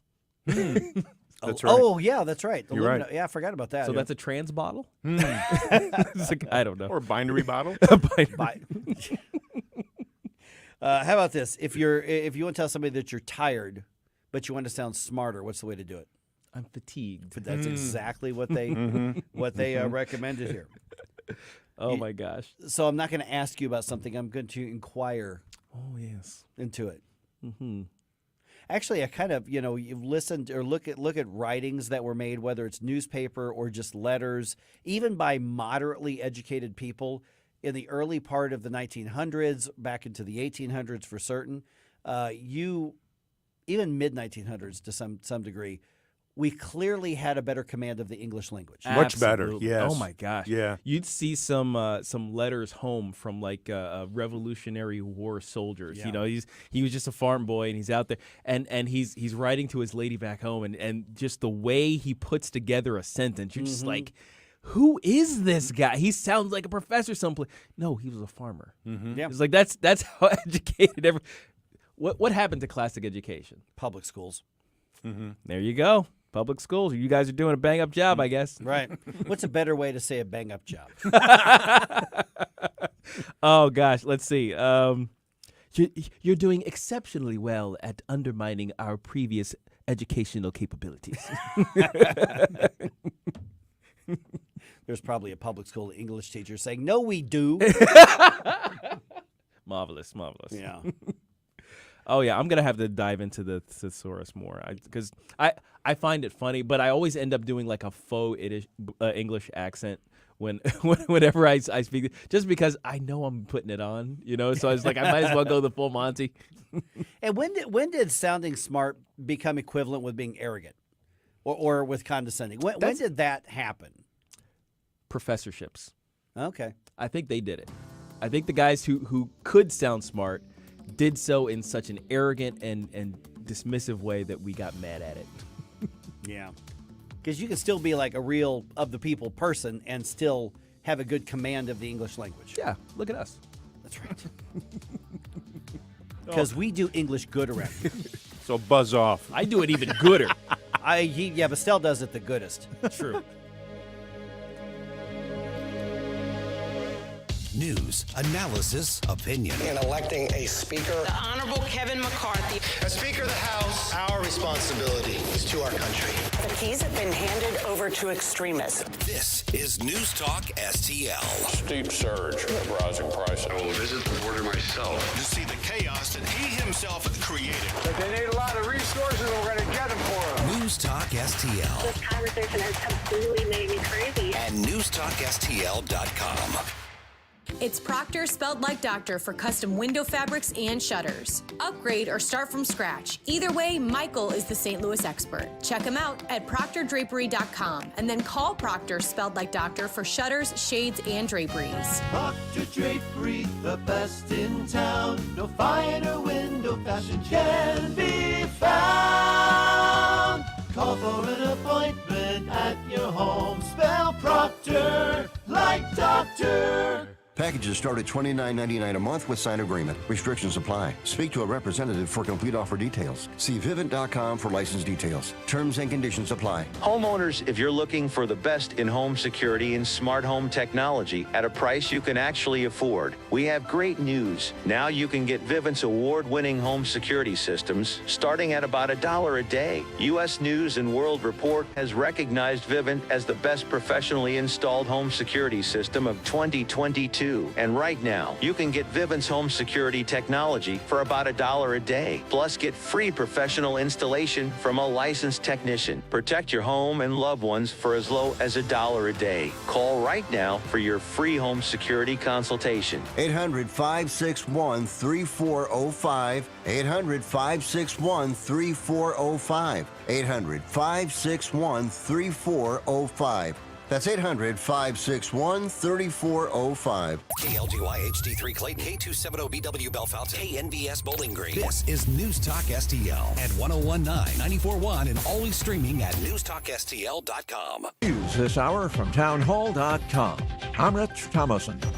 Too soon to say what caused today's deadly helicopter crash in Ukraine. At least 18 people killed, including some high-ranking Ukrainian government officials. The chief of Ukraine's national police says the helicopter crash in a Kyiv suburb killed Ukraine's interior minister, 3 children, and at least 4 other senior officials. There was no immediate word on whether the crash was an accident or a result of the war with Russia. No fighting has been reported recently in the Kyiv area.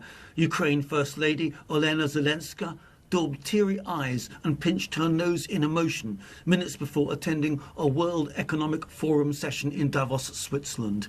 I'm Charles de Ledesma. Treasury Secretary Yellen has met with her Chinese counterpart on the sidelines of the World Economic Forum. Sit-down comes at a time of heightened tension between the two countries at odds over Taiwan and human rights, among other issues. House Republicans holding out for some real spending cuts before agreeing to raise the debt limit. The government expected to hit the debt ceiling tomorrow. It's one of the issues putting Senate Majority Leader Schumer and House Speaker McCarthy at odds with each other. The two leaders don't have much of a personal relationship, according to congressional aides and strategists, and their working relationship is off to a rocky start, with Schumer accusing McCarthy and his House GOP colleagues of pushing an extreme agenda that would undercut women's health care and cut Medicare and Social Security benefits. McCarthy has developed a back-channel relationship of sorts with Senate Minority Leader Mitch McConnell, according to GOP aides. A GOP leadership aide says the two leaders tried to meet at least once every congressional work period and rotate meetings between their two offices using a private hallway between the two chambers. Bernie Bennett, Washington. Watching Wall Street this morning, stock futures in positive territory. Right now, Dow futures are up 50 points. NASDAQ futures ahead 42 points. More on these stories at townhall.com. Relief Factor, pain relief that's natural, pain relief that works, and pain relief that attacks the source of the pain. That's the experience of tens of thousands of Americans who are taking Relief Factor right now. See their incredible video endorsements at relieffactor.com and then order your 3-week quick starter pack for just $19.95. That's less than $1 a day. Find out if it can work for you like it works for me by ordering your 3-week quick starter pack today. relieffactor.com, relieffactor.com. Be the next success story. Angie's List is now Angie, and we've heard a lot of theories about why. I thought it was an eco move. Fewer words, less paper. No, it was so you could say it faster. No, it's to be more iconic. Must be a tech thing. But those aren't quite right. It's because now you can compare upfront prices, book a service instantly, and even get your project handled from start to finish. Sounds easy. It is, and it makes us so much more than just a list. Get started at Angie.com. That's ANGI, or download the app today. Bible. From the Michaels Flooring Outlet Weather Center. Light rain falling around the area this morning, making for some wet roads on the morning commute. Temperatures right around the 40-degree mark, so this is all rain, and most of it's light. But we could see some embedded thunderstorms by later this afternoon, and this evening things will clear out. The high today, about 47 degrees, should be mainly dry overnight tonight with lows around 40 and a high tomorrow, 45 degrees. Breezy today and downright windy tomorrow. I'm KMOV First Alert meteorologist Kent Earhart. This hour of News Talk STL brought to you by The Dental Link. Call Dr. Alan Link today, 314-794-6464 to schedule your free consultation. Offices in Baldwin and Melville, 314-794-6464. The latest news. Joe Biden decided to go to the border. This visit is about 2 years too late and about $20 billion short. The Republicans haven't been serious about this at all. The news you need to know. A 6-year-old boy intentionally shot his teacher. Classified documents were discovered at the Penn Biden Center. We need to investigate the Bidens nonstop. And the place to talk about it. What's it going to be like in 30 years from now? What kind of conversation are we going to be having? 101.9 and 94.1 News Talk STL. I don't know what's going to happen in the economy, but I'm telling you, pay attention to that when making your financial decisions and talk to the people who will give you the best guidance possible. Whatever happens in the economy, that does not necessarily mean that you need to sit on a home that you don't need to be in, that's not serving your interest. Call Rodney and Jen and get really good advice. Mike Ferguson here for the Wallner Home Selling Team with Berkshire Hathaway. Call them, 314-810-SOLD. Now, you may call them, explain the situation, and they may very well say, you know what, you're better off staying where you're at, waiting 3 or 6 months, even though that doesn't give them a chance to make money off of your real estate needs. But that's the kind of people they are. That's what they did when I called them. Rachel and I, as I've mentioned, we're in the process of trying to get some property down in southeast Missouri for kind of a vacation getaway home. And when I first approached them, they said, hey, we're going to give you all the information about what's happening, but we recommend you wait just a little bit. Well, that shows a lot of character. That shows a lot of business expertise. 314-810-SOLD. That's the type of people, that's the type of business that I want working with me, especially when we don't know what's going on around. Don't listen to all the noise. Do what's right for you. Buying or selling that home, moving to a different district, upsizing, downsizing, whatever it is, get the expertise from the people you can trust. You talk to Rodney and Jen for just a couple of minutes, you're going to realize, yep, Mike's right about these people. These are the people I want on my side fighting for me through a very complex real estate process. This might be the right time to sell. Matter of fact, if you're going to sell, they've got so many pre-approved buyers, they guarantee you're going to get an offer. How about that? You're looking to buy? Yeah, it's a pretty crazy market out there. So you want to make sure that you've got the best on your side. Either way, call them. 314-810-SOLD, 314-810-SOLD. They will be happy to give you their first initial opinion and best advice. You're going to like what you hear. You're going to be impressed with them. You're going to want to do business with them just like I did. 314-810-SOLD, 314-810-SOLD. This is deadly earnest, man. This week on News Talk STL. We now have a rules package for mega extremists. Washington is broken. News, analysis, opinion. Classified documents were discovered at the Penn Biden Center. When he was talking about former President Trump. How anyone can be that irresponsible? You cannot just overlook this as the mainstream media has done with the Bidens. 101.9 and 94.1 News Talk STL. And always streaming at newstalkstl.com. Mike Ferguson, You play ball like a girl! Gabe Pfeiffer, I triple dog dare you! Get up! Get up! Can't you hear the alarm? Get Up St. Louis, So it's time to get out of bed. Pour yourself the greatest cup of Kofifi the world has ever seen. Rise up with one voice, drain the swamp, and take back our country. Today's the day we're going to do it, and it's time to do it right now, believe me. Mike Ferguson in the morning on News Talk STL. Get up! Get up! This is your cousin Rob. Kind of impressed with Stell's first ever Kofifi dance. Yes. Thanks very much. That was some high energy stuff right there. Yeah, man. Coming up on 708 right now, I'm Mike Ferguson with Gabe Pfeiffer and Stell Ponticus. I'll be at the Fox Theater, by the way. There you go. Dancing machine. There are, as angry as I get with what is being done to the people of Illinois when it comes to their rights, every once in a while you see something that says maybe there's still some hope. Yeah. And in Illinois, all over, at least downstate, you're seeing people ready to reclaim their Second Amendment rights. Now, these are rightfully ours, and the Second Amendment recognizes that human right to self-defense. Mm-hmm. And I saw a story in several articles that in the little town of Marion, Illinois, very small little town, southern Illinois. I don't even think they're in the News Talk STL listing area. Down by Carbondale. So they might Kinda be close. I don't think they're quite in our listing area, Probably but pretty close. not. Yeah. So Marion, Illinois is a town of about 16,000 people or something like that.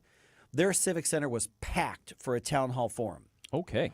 With some lawmakers, and every single one was there to say, how do we fight back against this anti-constitutional gun control law? Nice. I believe that Richard Pearson, who joins us right now, he's the executive director of the Illinois State Rifle Association, which is the state chapter of the National Rifle Association. Richard, I believe that you were among those who were at that meeting, so we're talking a lot of people in a small town really fired up. Have we gotten to a point where people have just had enough and the fight for freedom could possibly still be within the realm of hope? Absolutely. Last night was very encouraging. I was one of the speakers there, and so it was great to see all the friends and Second Amendment supporters. And probably for everyone that was there were 10 that wanted to come that couldn't. So we're talking about a large movement here, particularly in Southern Illinois. But this is all over the place. This is Central Illinois, Northern Illinois. We get people calling us from Chicago that are furious about this, and they want their rights back. And so we filed suit last night about 10 o'clock in the Southern District, U.S. District Court for Southern Illinois in Benton. Good morning, Richard. Gabe Pfeiffer here. So I understand that there are sheriffs in maybe more than 70 counties in Illinois who are committed to defying this law. Have they been in contact with you guys? We have contacted, some of them have contacted us, but yes, they're now up to, I think, 96 counties. Ooh, wow. There are only 102 in Illinois. The only two that probably won't do it will be Lake and Cook County, of course. Mm-hmm. So, as we call the mistake on the lake. Now, hey, Richard, now regarding that, Governor Pritzker was asked about that when the first, dozen or two sheriffs said, no, we're not enforcing this. This is unconstitutional. He actually started off by threatening their jobs, saying if you don't want to enforce the law, with your job, that's your duty. You won't be in your job. He literally was threatening law enforcement officers, saying if you don't want to do my bidding with this law, you're going to be fired, I guess, is what he was saying. What's your response to the governor when he says something like that? Well, you ought to buy a civics book because you can't fire an elected official. So that's one thing he doesn't know. But these sheriffs are unhappy. There were 3 of them there last night, and probably 20 deputies from different departments saying that they did not want to enforce this law, and they're not going to, basically. There is so much about the law that, warrants being angry about, from the 100 and whatever number is plus versions of guns that are suddenly now illegal to me, one of the most egregious parts is a legal law-abiding gun owner now will become a criminal if they don't go and report their gun ownership and enter into a database. Tell me about your lawsuit. What is it about the law that you're targeting, and what's the approach to challenging the law that you all are taking? Well, first of all, the lawsuit is 28 pages, and I was reading it when you called, actually, the final version of it. But these firearms are in common use. There's no more common use firearm, and that's one of the definitions that makes it protected under United States law, is that they're in common use. There are 25 million AR-15s in the United States. Okay. The court ruled about 2 months ago or 3 that tasers, which are only about 20,000 in the United States, were protected because they were in common use. So if 20,000 is in common use, 25 million has got to be in common use too. Plus the fact there are other firearms that are not AR-15s that can kind of fall into this. Things like CZ Scorpions and some other stuff. They're really nice home defense firearms. There's about another 20 million of those of various types, many brands. So they're also in common use. So this flies right in the face of the federal law.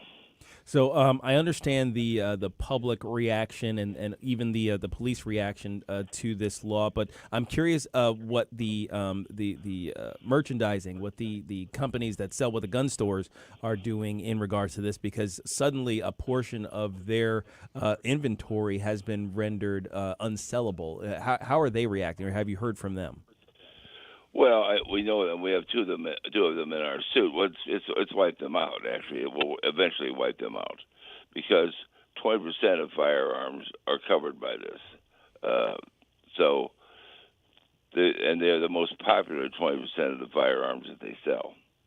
Okay, so they're stuck. If they have AR-15s, they can only ship them out of state or return them to the manufacturer or turn them in for destruction. But they're not going to do that. They'll probably ship them back to the manufacturer, or they can be shipped out of state in your area. An Illinois dealer could ship them over to Missouri, for example.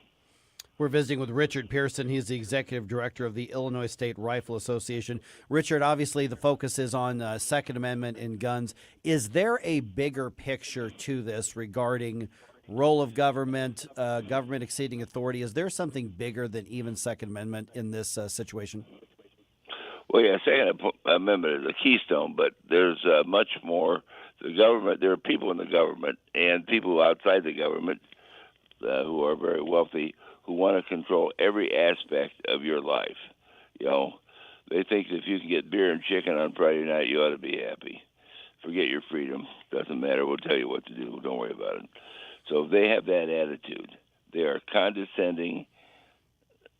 You can't imagine how condescending these people are, and they're just authoritarian, and they don't like the idea of a constitution. They don't like the idea of freedom. They want to be able to control you and tell you what you want to do. Richard, you've obviously, we're dealing with a very left-wing governor in Illinois, and you've got left-wing, executives across the board, a heavily leftist, state legislature. A lot of people are saying, well, what can I do? What is it if somebody's angry about, the rights being taken away by, Pritzker and the legislature? What do you advise that they do to get involved in the pushback to reclaim these rights? Well, they need to get it on board with organizations that push back. A person alone can't do much. So that's what the purpose of organizations like the Illinois State Rifle Association are about. Together, we can do a lot. So we can't do all this stuff alone. We can't just sit at the coffee shop and crab in the morning and be unhappy about it. We actually have to do something. So they have to join with other organizations who are willing to push back, who aren't afraid to push back, and have the resources to push back. It takes a lot of money to do this sort of thing. As I mentioned in some of my presentations, when we did the McDonald case several years ago, now 12 years ago, it took $600,000 for that case. And so as I look around, I don't believe things have gotten any cheaper. So we have budgeted $1 million to take this all the way to the Supreme Court. So we need everyone's help, everyone to join the Illinois State Rifle Association and donate. Yeah, and this is what's amazing, and I've just got a moment or so left, Richard, is that the Supreme Court in the last session last year was very clear in their interpretation of the Second Amendment, saying it means what it says, and still we've got these heavily Democratic leadership around the country basically flying the finger at the Supreme Court and the Constitution, saying we don't care that you say the Second Amendment says what it says. This is a very troubling trend. Well, it is. The problem is that's why they don't like the Constitution. The Constitution of the United States tells government what it can't do. They don't like that because they think they're all-knowing, and they should dictate to the other people, the poor dumb folks like me, and tell us what to do. And we don't think that way. That's not how this country was founded, and it's going to get worse and worse until it comes to a head at some point. All right, Richard Pearson from the Illinois State Rifle Association. What's the website or social media address so if people who are listening right now want to check it out? How do they find you? It is isra.org. You can join there. We'll be posting a lot of this stuff. Now that we have a court case, all this will be posted later today on our website. The case was filed about 10 o'clock last night, and I got to bed about 2 and got up about 5, and we're working on this as fast as we possibly can. All right, Richard Pearson, once again, Illinois State Rifle Association. Hey, thanks for the update. We're gonna probably get in touch with you regularly for updates. Nothing would make me happier. Thank you. Great. All right, Illinois State Rifle Association, 314-912-1019. I'm glad to see they've got such a coordinated pushback against this. Eventually, I think they're going to win, but we need everybody on board for that. All right, let's talk about it. 314-912-1019. Just ahead, what could be higher than somebody who wants to take advantage of the new legal pot? Well, maybe the taxes they're going to pay on that pot. I'll explain what's going on in about 4 minutes here on 1019 94.1 News Talk STL. Don't try to make me stop, no inspiration. We give you news, analysis, opinion, and more. Only on News Talk STL. Get up. It's Mike Ferguson in the morning. Stop right now. I have had enough of this. Turn my eyes to your indifference. Stop right now before you blow us all away.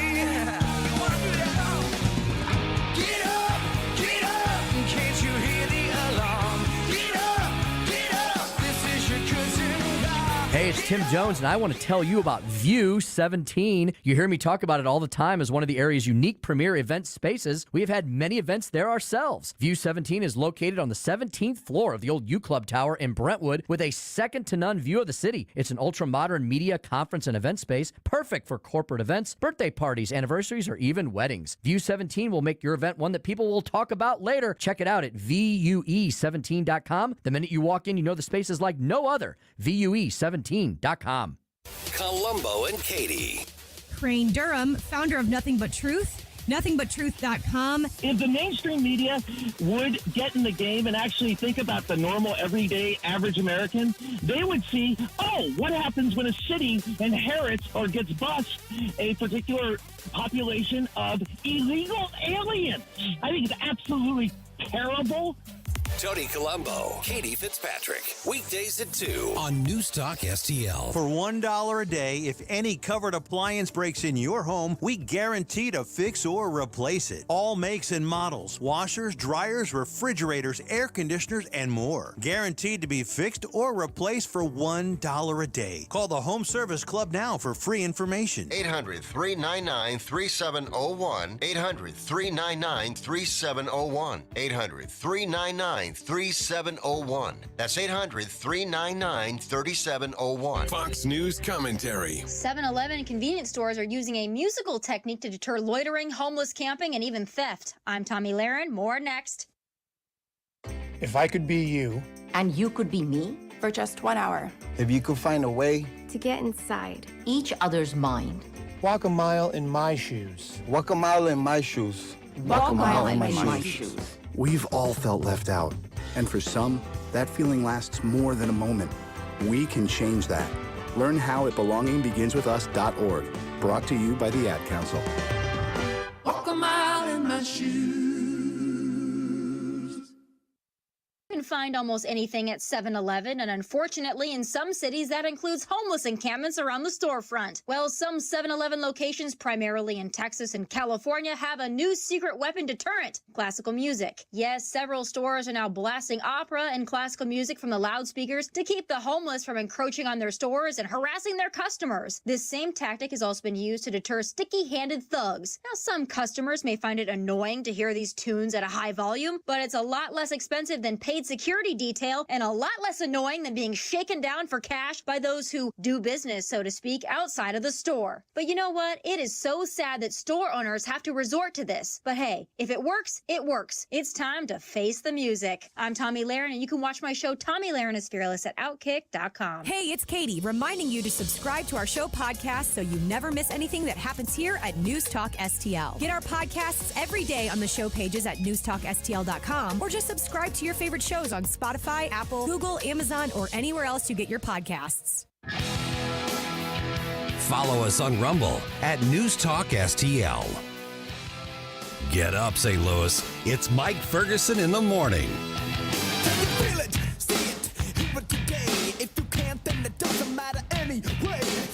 We kind of, sort of, know more about the shootout with St. Louis Police on Friday, downtown St. Louis. Mm-hmm. I've got some updates at 7:35. The story's just getting weird in addition to infuriating. Kim Gardner's office finally filed a couple of charges. Yeah. I mean, something. It's better still, than nothing, I guess. It's better than nothing. Yeah, that's a good way to put it. Just better than nothing. So 7:35, we'll talk about that. But we didn't hear from the police chief. We have not. We have Boy. not heard from Chief Robert Tracy yet. All right. On this. That's curious. It's 7:23. I'm Mike. That's Gabe. That's Stell there. Okay. Will you vote for a sales tax on legal marijuana in your community? This goes back to the Amendment 3. So I want to go around the room here in a few minutes, guys. So just be aware. And also, I'm curious what people think as well. 314-912-1019. So per Amendment 3, cities and counties in Missouri now are allowed to put a 3% tax increase, or a 3% tax. Up to. On, marijuana and the related products. So, the vapes, the rolls, the gummies, whatever it is that you do those things with. Now, that's going to be in addition to the 6% statewide tax on it. So the number of cities in the area and counties in the area that are moving forward with some plan of somehow to put this on the ballot, pretty extensive. The city's going to do it. St. Louis County is putting this on the ballot. St. Charles County government is going to be voting on Thursday as to whether or not to place this on the ballot because it has to be ballot certified by next week in order to get onto the April ballot, and there's some deadlines related to that in order to be able to collect that. So Brentwood is moving forward with the sales tax idea, as are Baldwin, Festus, Florissant, Kirkwood, Manchester, O'Fallon, Richmond Heights, St. Anne. But here's the interesting thing. If St. Louis County puts this on the ballot, which I think they will, St. Charles County puts it on the ballot, which my guess is that they will, but who knows. And all these cities do this. So if you live in Kirkwood, you live in Manchester, you live in Richmond Heights, you'd be paying, whoever's buying this stuff would be paying the 6% tax from the state, 3% tax from the county, and then a 3% tax from your city. Multiple taxes. Multiple layers of taxes. They stack. Mm-hmm. So then you're looking at 12% tax. Easily. Much higher than the typical sales tax for other stuff. Sounds like Illinois to me, but go ahead. Yeah, it is getting into that territory of their taxes there. So it doesn't affect me personally because this isn't something I buy. Right. But it's going to be on the ballot. So let's go around the room. Yes or no, Gabe? Do you vote yes on these taxes for the marijuana per Amendment 3? I vote no. Okay. Yep. Why? Because I think once you get into the realm where the taxes, become exorbitant on this type of thing, you encourage the black market to rise again. And now that black market will have a direct line to a massive supply because, growing it, moving it around has entered the realm of legality. So you end up essentially by legalizing marijuana, you tax it back into a black market commodity, but with a giant supply base now. So it's just whatever the problems we had prior to legalization are just going to get worse. Gabe or Stell, do you vote yes or no? I would vote yes if the taxes were half those amounts. Okay. I could see a validity to it, but I agree with Gabe that now you're opening up a different door here. And the other thing is, where will this tax money go? Is it designated by each of those localities as to where it will be used, whether it's recreational projects in the town, et cetera? Education. Yeah, I mean, Amendment 3 does have some Are there some guidelines for some of the area where it could Okay. be. Basically, what you've got here from a governmental perspective, and I've been elected to a city council before, is that they're looking at this like, hey, it's there for the taking. Go ahead and put it on the ballot. Oh, sure. Well, when something pops up that can be taxed, the government's going to attempt to tax it. Yeah. That's just how that works. Right. And I get it. It is what it is.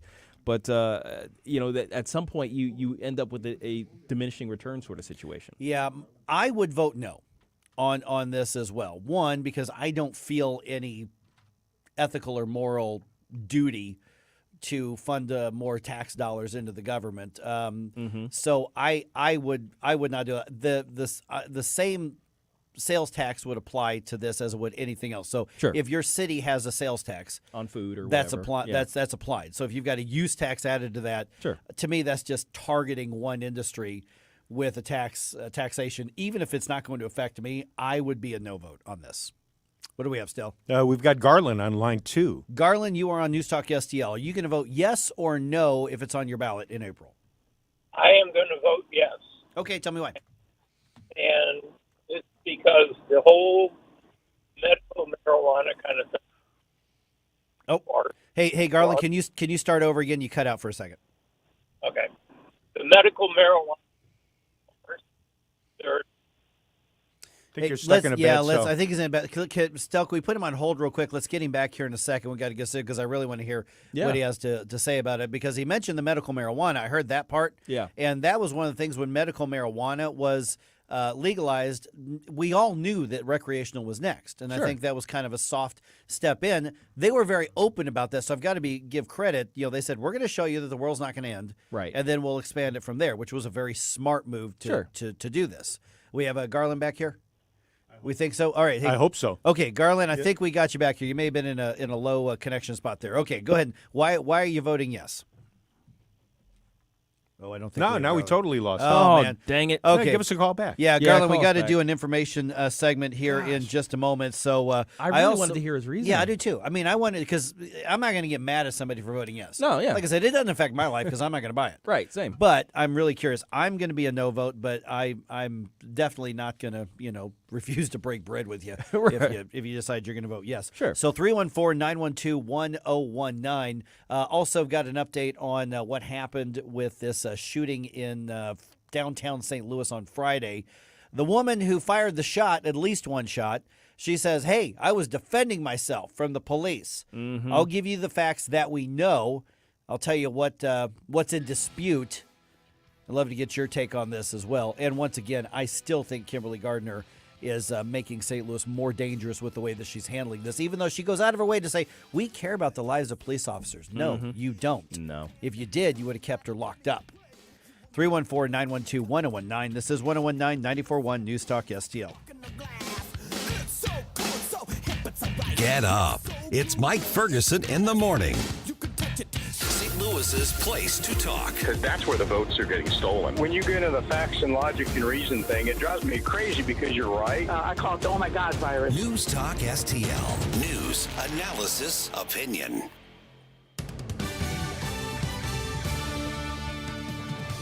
From the News Talk STL newsroom, I'm Joey Vasovich. Bi-State Development plans to spend around $150 million to get about 40 new Metrolink train cars. The president and CEO of Bi-State said the new trains would have a lot more amenities like Wi-Fi, as well as new safety measures like modern security cameras.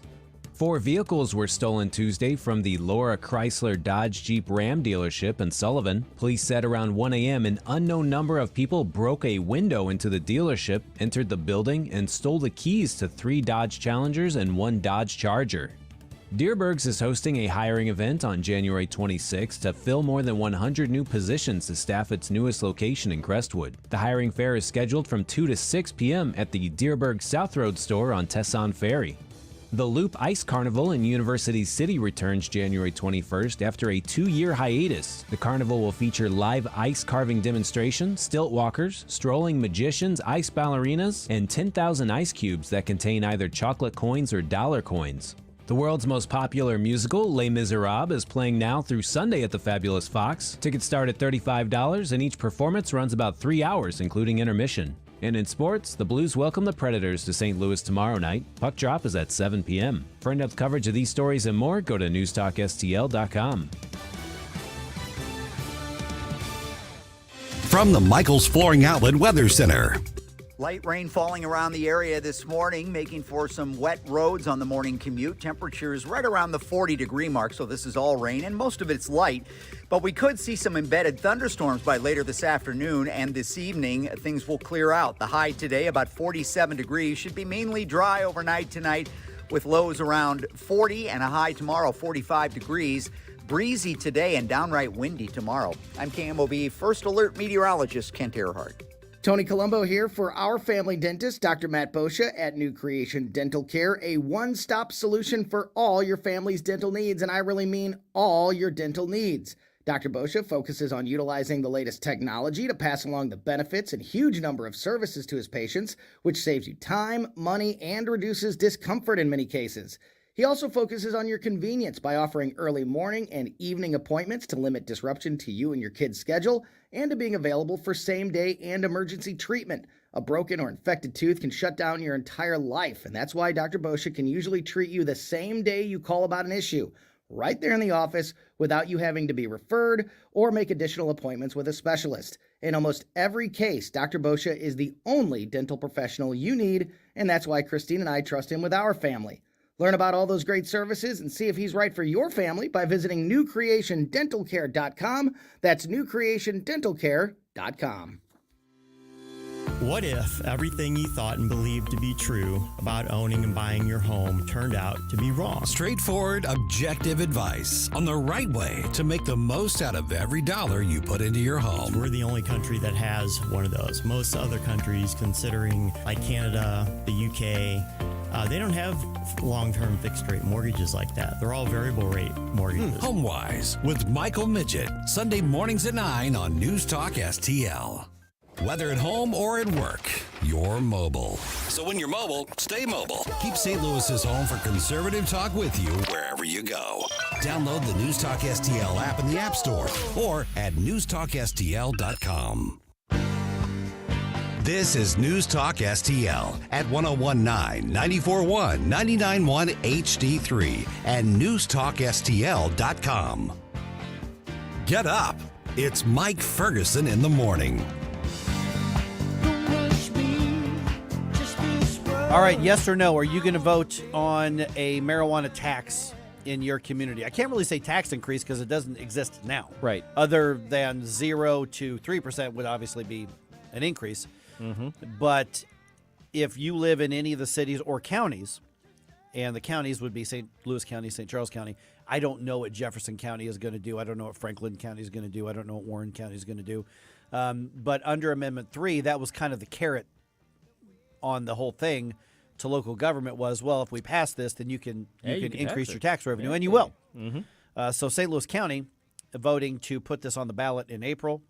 St. Charles County is going to make that decision whether or not it goes on the ballot on Thursday. St. Louis City and several other cities around the metro area doing the same thing. So 314-912-1019, are you a yes vote or a no vote? Keep in mind the state already has a 6% tax on this, and this does not negate any other sales taxes. So I don't know if they're going to call this a use tax or just an additional sales tax. I don't know. But the taxes are going to be pretty high on marijuana products in the state of Missouri, which I understand they are in Illinois too. And I think that's an interesting point that you made, Gabe, is at some point people are excited to be able to legally buy this stuff. Mm-hmm. But at some point it becomes really expensive and you can get it cheaper from, your kid's dorm mate, dorm roommate. Yeah, I mean the danger of it for an individual citizen was in getting caught in possession, right? So now the possession thing's gone. So now it's just a matter of market forces. Where's the market going to bring me to get my weed? Yeah. And so I'm a no vote just because I have a rule of voting against any sort of tax increases at all. I think government at all levels has enough money. I They do don't have a need more. knee-jerk against I have taxes. that knee-jerk reaction. I vote against everything. School bond issues, I vote against it. Tax Same. increase, sales, I mean, you name it, I vote against it. But in this case right here, I do think that Stell, you and Gabe made some really good points, that you start stacking up all those taxes, you are getting it to where you're pushing it back into a pseudo-black market territory. But the other thing is why are we targeting one industry? Why are we targeting that product? With these additional taxes. If it's a product that's legal in Missouri, then tax it like everything else, no more, no less. Yeah, the larger principle is that the government shouldn't be about picking winners and losers, right? And that's what it is when the government decides that this particular product is the one I want to tax at this rate, and that particular product is the one I want to tax at a lower rate. Well, who are you to say what that should be? Right, exactly. All right, you got some thoughts on that? I'd love to hear how you will vote. Also, here's the update on this situation on Friday. We talked about this a lot yesterday because the information we had at the time said that the woman, who we now know is 54-year-old Jada Davis, opened fire on St. Louis police. They returned fire, and then she was let go a little over 24 hours later because no charges were filed. Okay, here's the update. By the way, that she just opened fire is not contextually the whole story. That's not entirely accurate. Sure. It doesn't make what she did any better. I'm just saying, is that to be accurate, that's not probably a fair way to say what she did. Yeah, it's not as though she showed up and started randomly shooting. Right. That's not how it happened. It may not even be true that she threatened a mass shooting at the Social Security Administration office, because that's what we were told up front. That may not be true. Right. Again, it doesn't mean what she did was any better, but I want to be as accurate as I possibly can. So here's what we do know happened. We knew she lives in her van, so she's homeless. Right.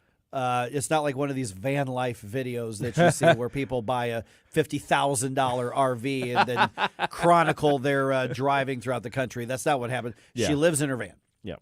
And she was parking downtown St. Louis, which right there tells you she doesn't have the best judgment to start with. Definitely. Yeah. And she's parked in front of buildings with some federal offices, including the Social Security Administration office, and federal law enforcement, Homeland Security Police, told her that she had to move her van. You cannot park there. Right. You can't sleep there. You can't do that, especially, I would assume her windows are, the pictures I saw looked like there were curtains over the windows and everything.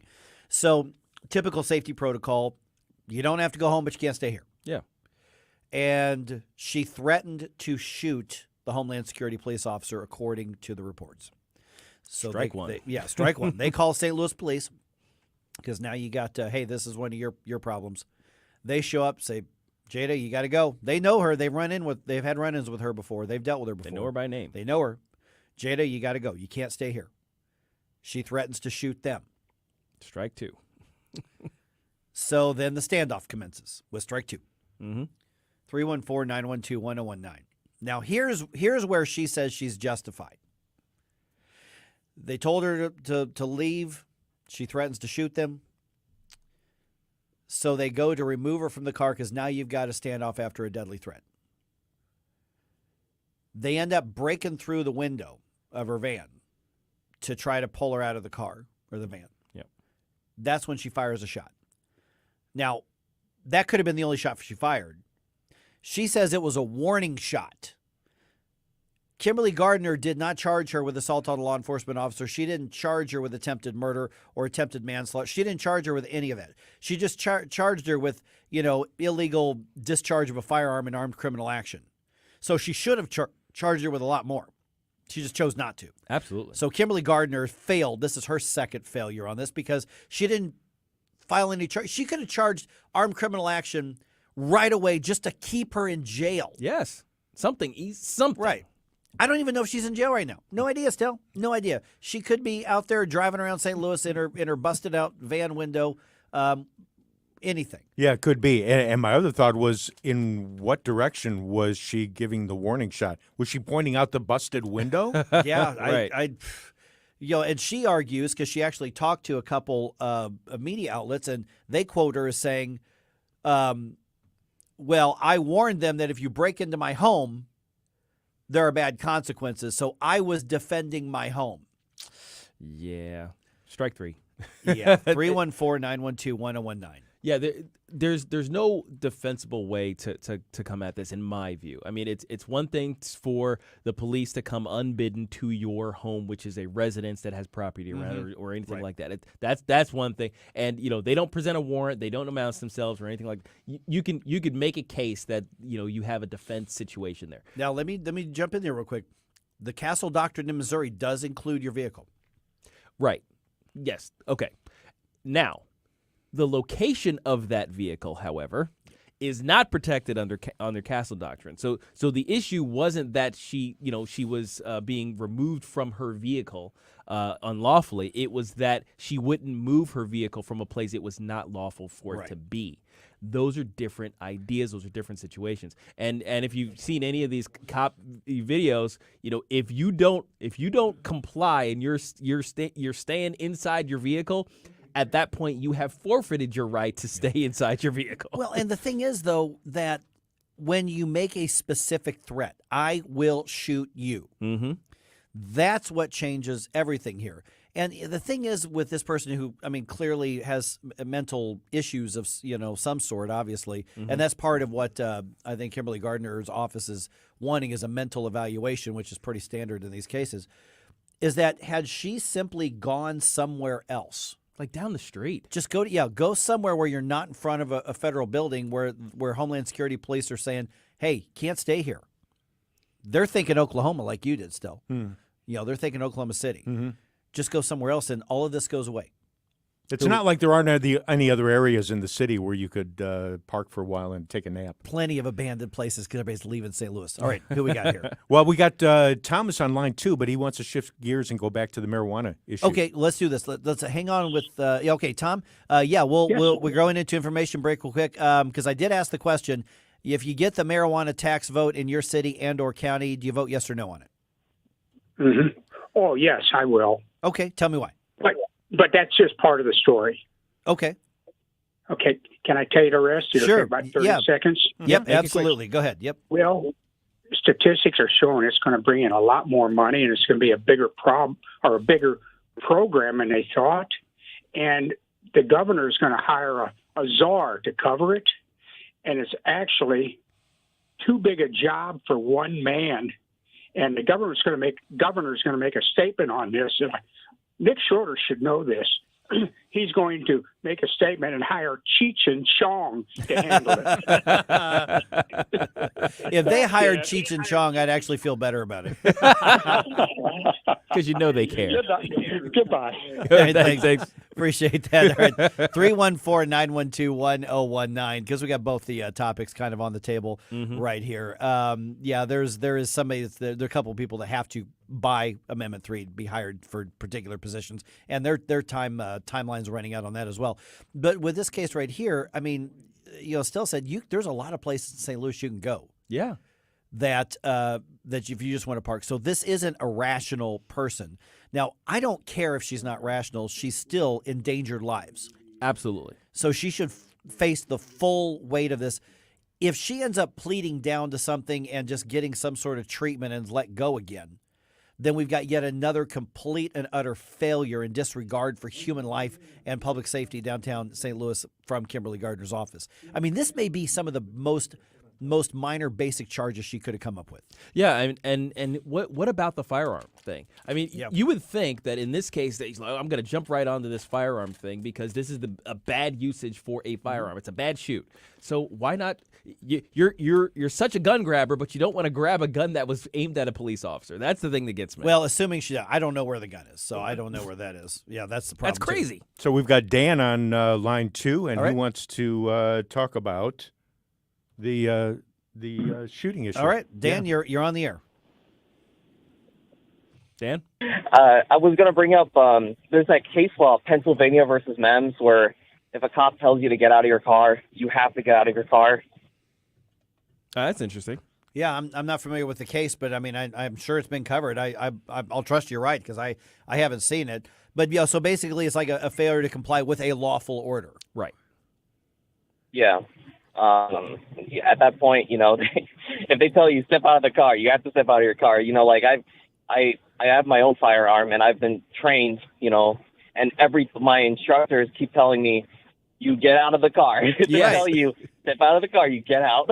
Mm-hmm. Yeah, because if they end up being wrong, then you can deal with it accordingly with complaints or whatever the case is.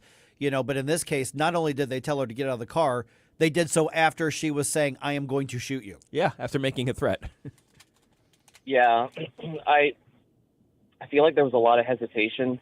I feel like at this point, cops are just scared, that they're going to make a mistake and then their life is over. Mm-hmm. I think that's why there was so much hesitation, because I see so many videos where, someone says something like that and the cops don't play around. No. They run back to their car and they pull out their guns. Mm-hmm. They don't have a choice. They have to. Yeah. Yeah, you made a threat against me. I have to take that seriously. Yeah. Words have meaning. All right. I'm a little heavy here. Got to get an information break in. Thank you so much. All right, there's a lot of people that have some thoughts on this here as well. Mm-hmm. So let's talk about it. All right, 314-912-1019. Stell's going to be busy here in a minute getting everybody into the queue so we can get your thoughts on this. Please hang on. Let's talk about it. We got a short information break for you right here on 1019 94.1 News Talk STL.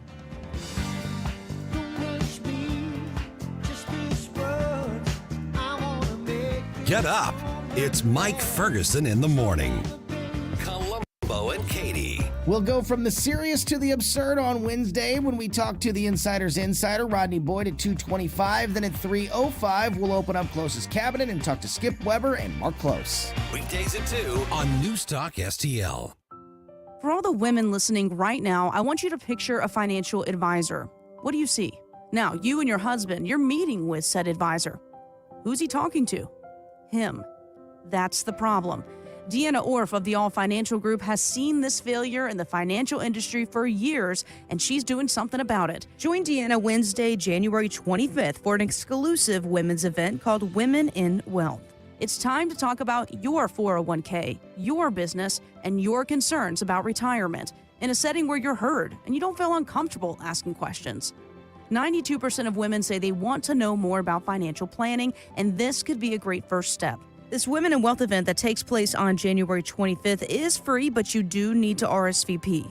Call 636-230-8824 or go to yourmoneymattersstl.com. Investment advisory services offered through Brookstone Wealth Advisors, LLC, a registered investment advisor. BWA and All Financial Group, LLC are separate companies. How is your car payment treating you? What if I told you you could make a free phone call right now and reduce your car payment by as much as $83 a month? Look at your car payment closely. You could be paying as high as 20% interest. Rate Genius can help you reduce your car payments by reducing your interest rate to as low as 2.48% APR. We can refinance most existing car loans or leased cars, new or used, and save you money every month.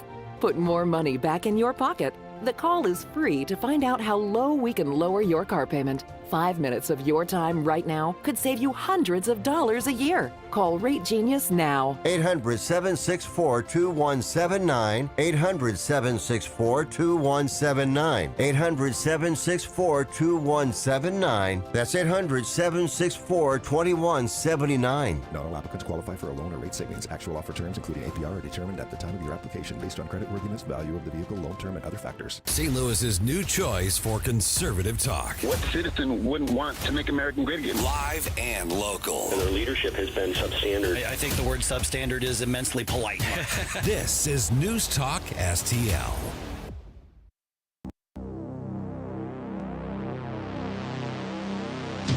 Made in St. Louis for St. Louis. It's News Talk STL. Get up. It's Mike Ferguson in the morning. All right, got a couple things that we're kind of juggling here at the moment, which isn't the way you're supposed to do it. But hey, have you met me? This is how it works. Coming up on 7:51 right now. I'm Mike. That's Gabe. That's Stell. Okay, we've got. Let's see here. Bob wants to talk about the marijuana tax. But Bob, hang on just 1 minute. We were just talking about this officer-involved shooting in downtown St. Louis, and the woman who is now charged with it, saying, "Hey, I was defending my home because they smashed through the window trying to pull me out." after she threatened. She doesn't think she did anything wrong, according to the quotes in the various media around town. Like anything. Right, because basically she's arguing some kind of castle doctrine on this. So she's clearly off. Okay, Yeah. there's something off there. Not quite right. Right, and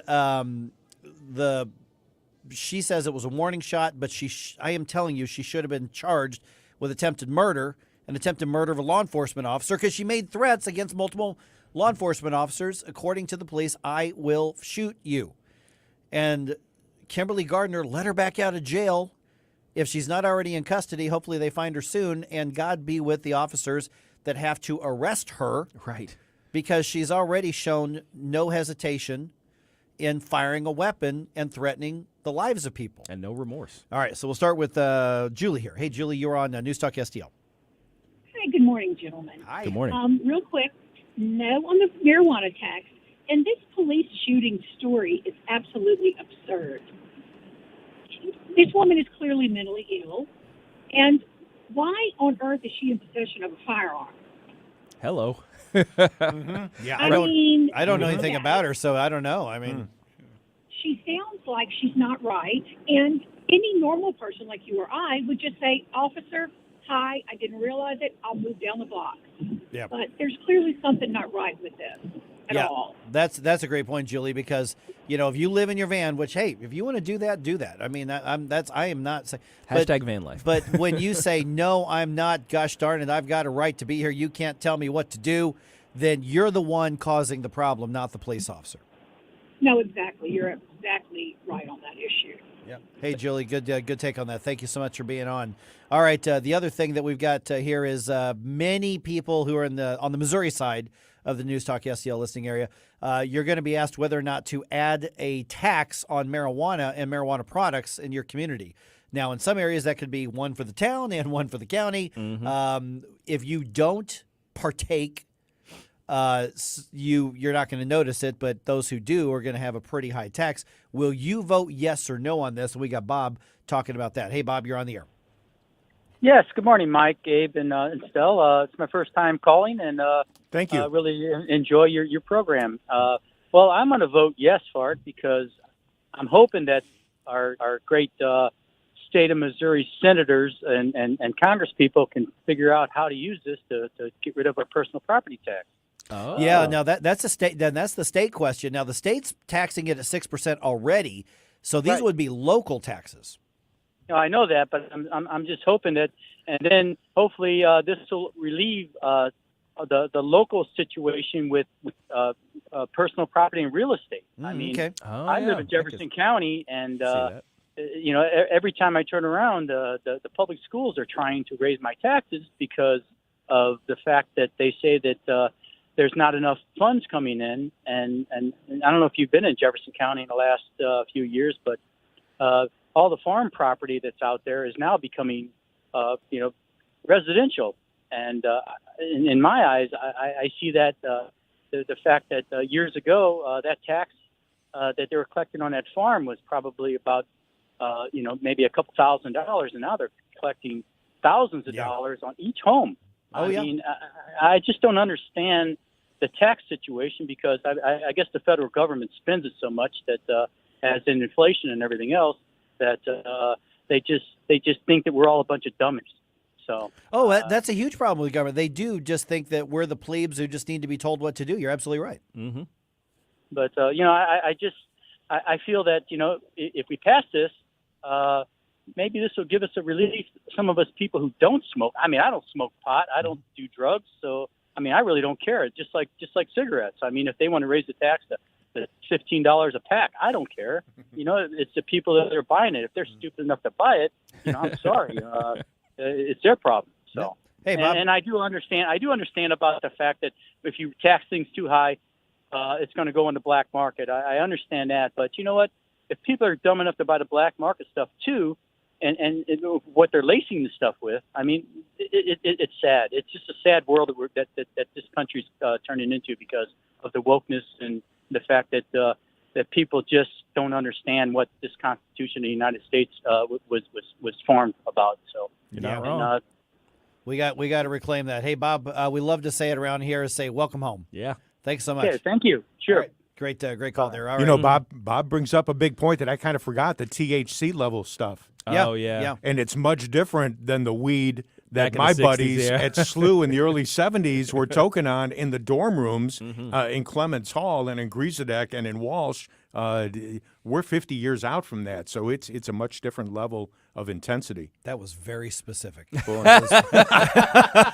did that for folks who are SLU grads, and they're going, yeah. But I'm sure that doesn't happen at all anymore. Oh, yeah. No, not at all.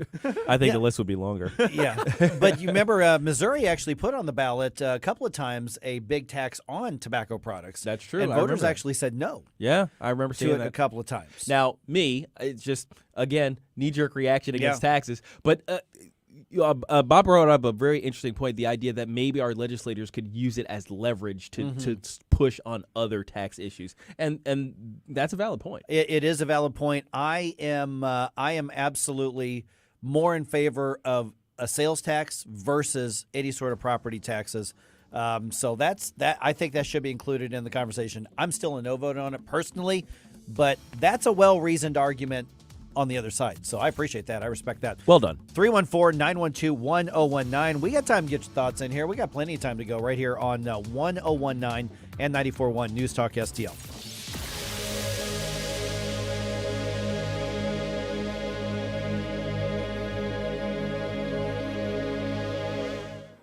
When it's important to you, stay informed. It's on News Talk STL. Classified documents were discovered at the Penn Biden Center. We need to investigate the Bidens nonstop. The resolution is agreed to. We now have a rules package for MAGA extremists. News, analysis, and opinion. The president who caused the chaos at the border. But they need a lot of resources, and we're going to get them for them. 2 years and about $20 billion too late. 1019 and 94.1 News Talk STL. The Herzog Foundation is the vision of its founder, Stanley Herzog, and it exists to promote and accelerate the development of quality Christ-centered K-12 education. Hi, this is Daryl Jones, president of the Herzog Foundation. Our primary goal is to advance Christian education so that families and culture flourish. The legacy of Stan's business career centers around making national transit ecosystems accessible and sustainable. Likewise, the legacy of Stan's philanthropy centers around making the ecosystems of Christian education more accessible and sustainable for families across the nation. Visit HerzogFoundation.com to learn more about our programs, including trainings, scholarships, conferences, news, and our podcast, Making the Leap. Visit HerzogFoundation.com to learn more and sign up for The Lion, an initiative of the Herzog Foundation that carries articles covering a wide range of issues facing American families and culture. HerzogFoundation.com. Hey, it's Katie. We here at News Talk STL really appreciate the growth in our business during our first 18 months since we signed on the air. We appreciate the great local businesses like Save Money with Doug Voss, Crypto World, and the Natural Institute of Health that have all become part of our family of advertising partners. If your business is interested in becoming part of the News Talk STL family, simply send an email to info@newstalkstl.com. 1019-941 News Talk STL. KLGY HD3 Clayton, K270BW Bellefonte, KNBS Bowling Green. This is News Talk STL at 1019, 94.1, and always streaming at newstalkstl.com. News this hour from townhall.com. I'm Rich Thomason. One of the Ukrainian president's longest-serving advisors among the 18 people who died this morning in a helicopter crash near Kiev. The chopper went down near a daycare center. 3 youngsters also killed. The BBC's James Waterhouse is at the scene. The cause is not clear, but we have learned that Ukraine's interior minister, Denis Mostyrsky, is one of those who have been killed. Now, he is a prominent figure in President Zelensky's cabinet. We would often see him at major events, sadly like this, across the country. Ukrainian President Zelensky describing the crash as a terrible tragedy on a black morning. He writes, "The pain is unspeakable." A manhunt goes on in Central California following a brazen attack that left a half-dozen people dead, a 10-month-old baby among them. There's a $10,000 reward being offered for information leading to arrests after 6 people were killed early Monday in the agricultural community of Goshen, California. We have 2 suspects. At a news conference yesterday, Tulare County Sheriff Mike Boudreau says a teenage mother holding her infant was fleeing the violence when the killers caught up with her outside the home. The shooters stood over the top of this 16-year-old mother and fired rounds. The other 4 victims ranged from 19 to 72 years old, including a grandmother who was shot as she slept. This family was a target. Audio courtesy KFSN. I'm Jennifer King. The new chairman of the House Judiciary Committee tells Biden officials he expects compliance with requests for documents and other information pertaining to the Biden classified documents scandal. Republican Jim Jordan of Ohio leading the congressional investigation. On Wall Street, ahead of this morning's opening bell, Dow futures 49 points higher, NASDAQ futures up 62 points. This is SRN News.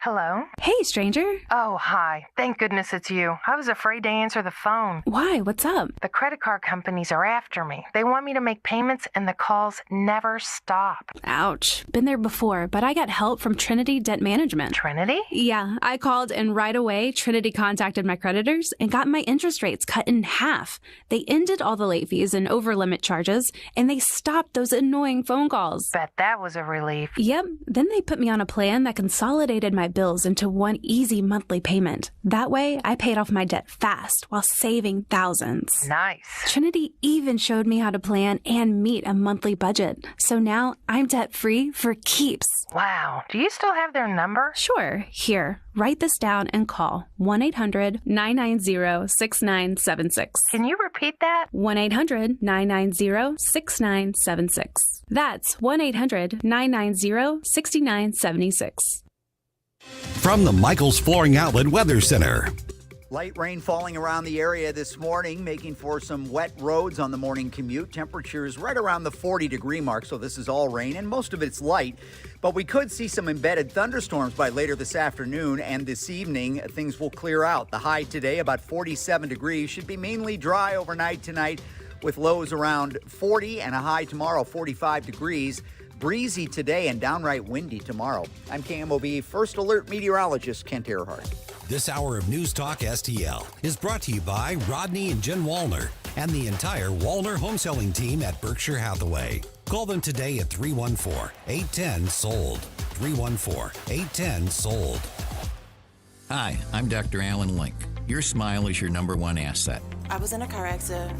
My front tooth cracked. I'm definitely embarrassed to smile. I got mini dental implants.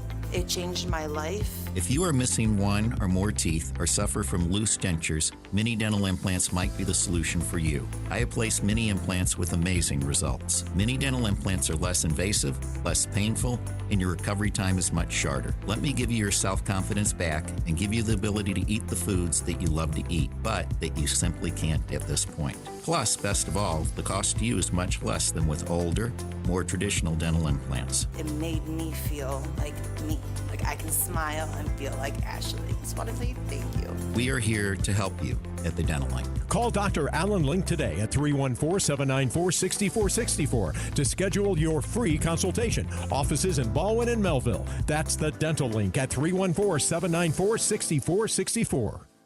Subscribe and watch your favorite News Talk STL shows. Mike Ferguson in the morning, The Vic Porcelli Show, Columbo and Katie, Jones and Arps. Webcam streaming on Facebook, Twitter, Rumble. Subscribe and watch News Talk STL.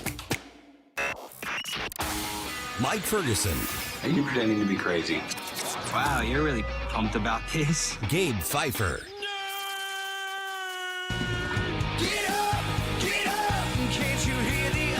Get up, St. Louis. The best answer to the toxicity of the left is the truth. Mike Ferguson in the morning on News Talk STL.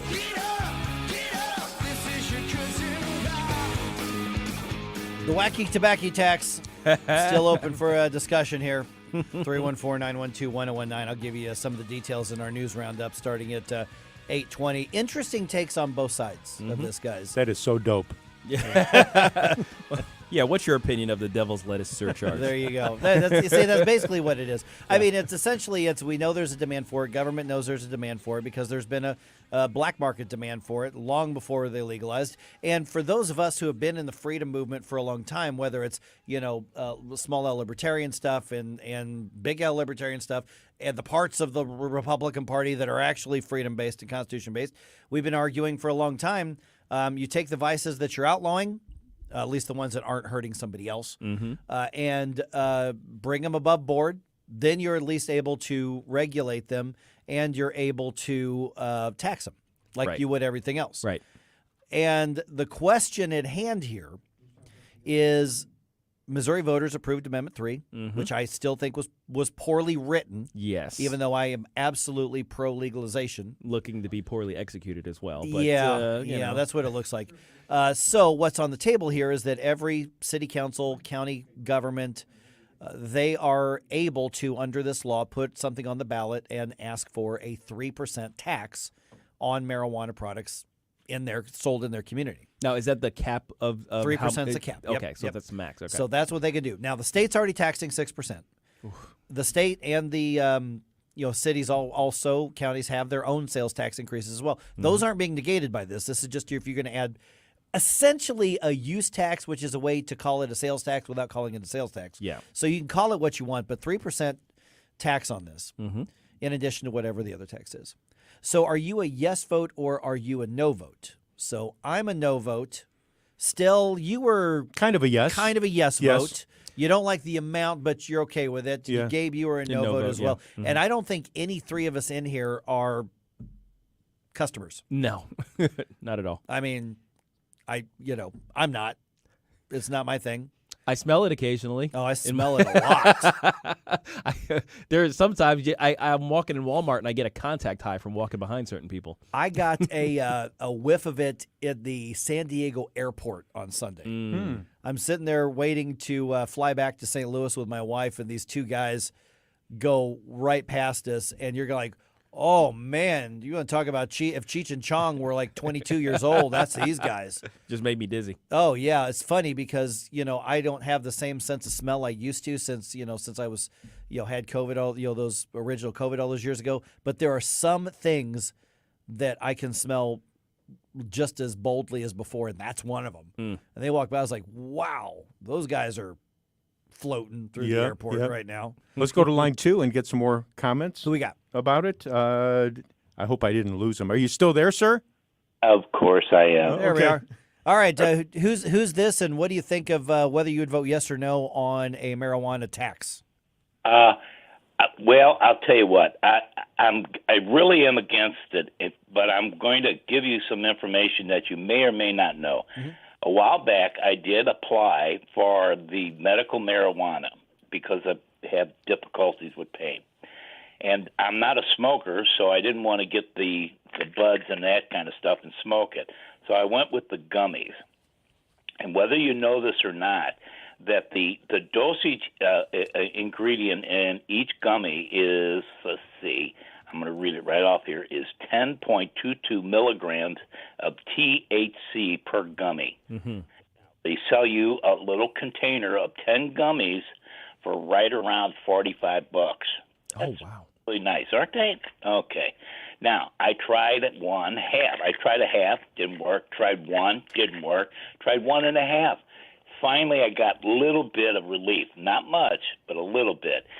So it's very, very expensive, but Missouri regulates the amount of THC in the gummies.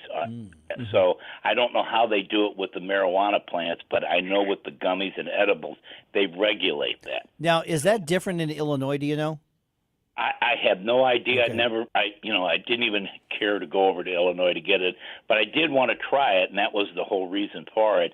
And it cost me $120 to talk to a doctor online, and said, "Oh yeah, you can get it now. You have enough pain."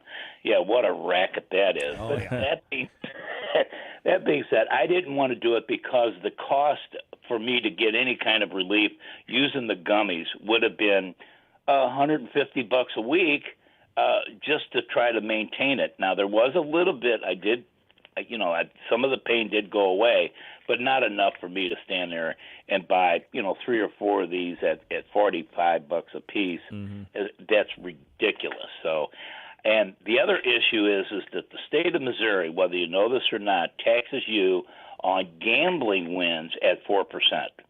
Oh, I didn't know that. Whoa, okay. Yes, sir. You get a hand pay, meaning over $1,200 if it's a machine or any kind of win at a casino. They charge you 4% right there on the spot, and they take it out of the money that they give you. You have a choice to pick and have a federal taken out.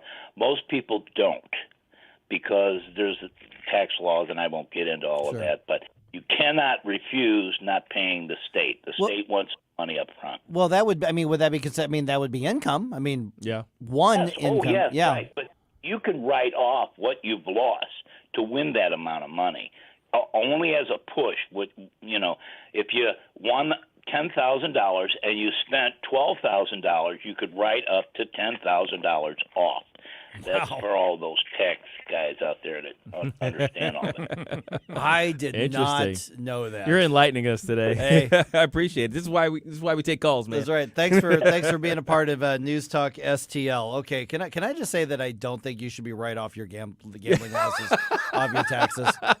I hate income taxes, okay, but I don't think that's not like me buying a copier for my business, or buying a computer so I can have an entrepreneurial effort. Hey, it's an investment, Mike.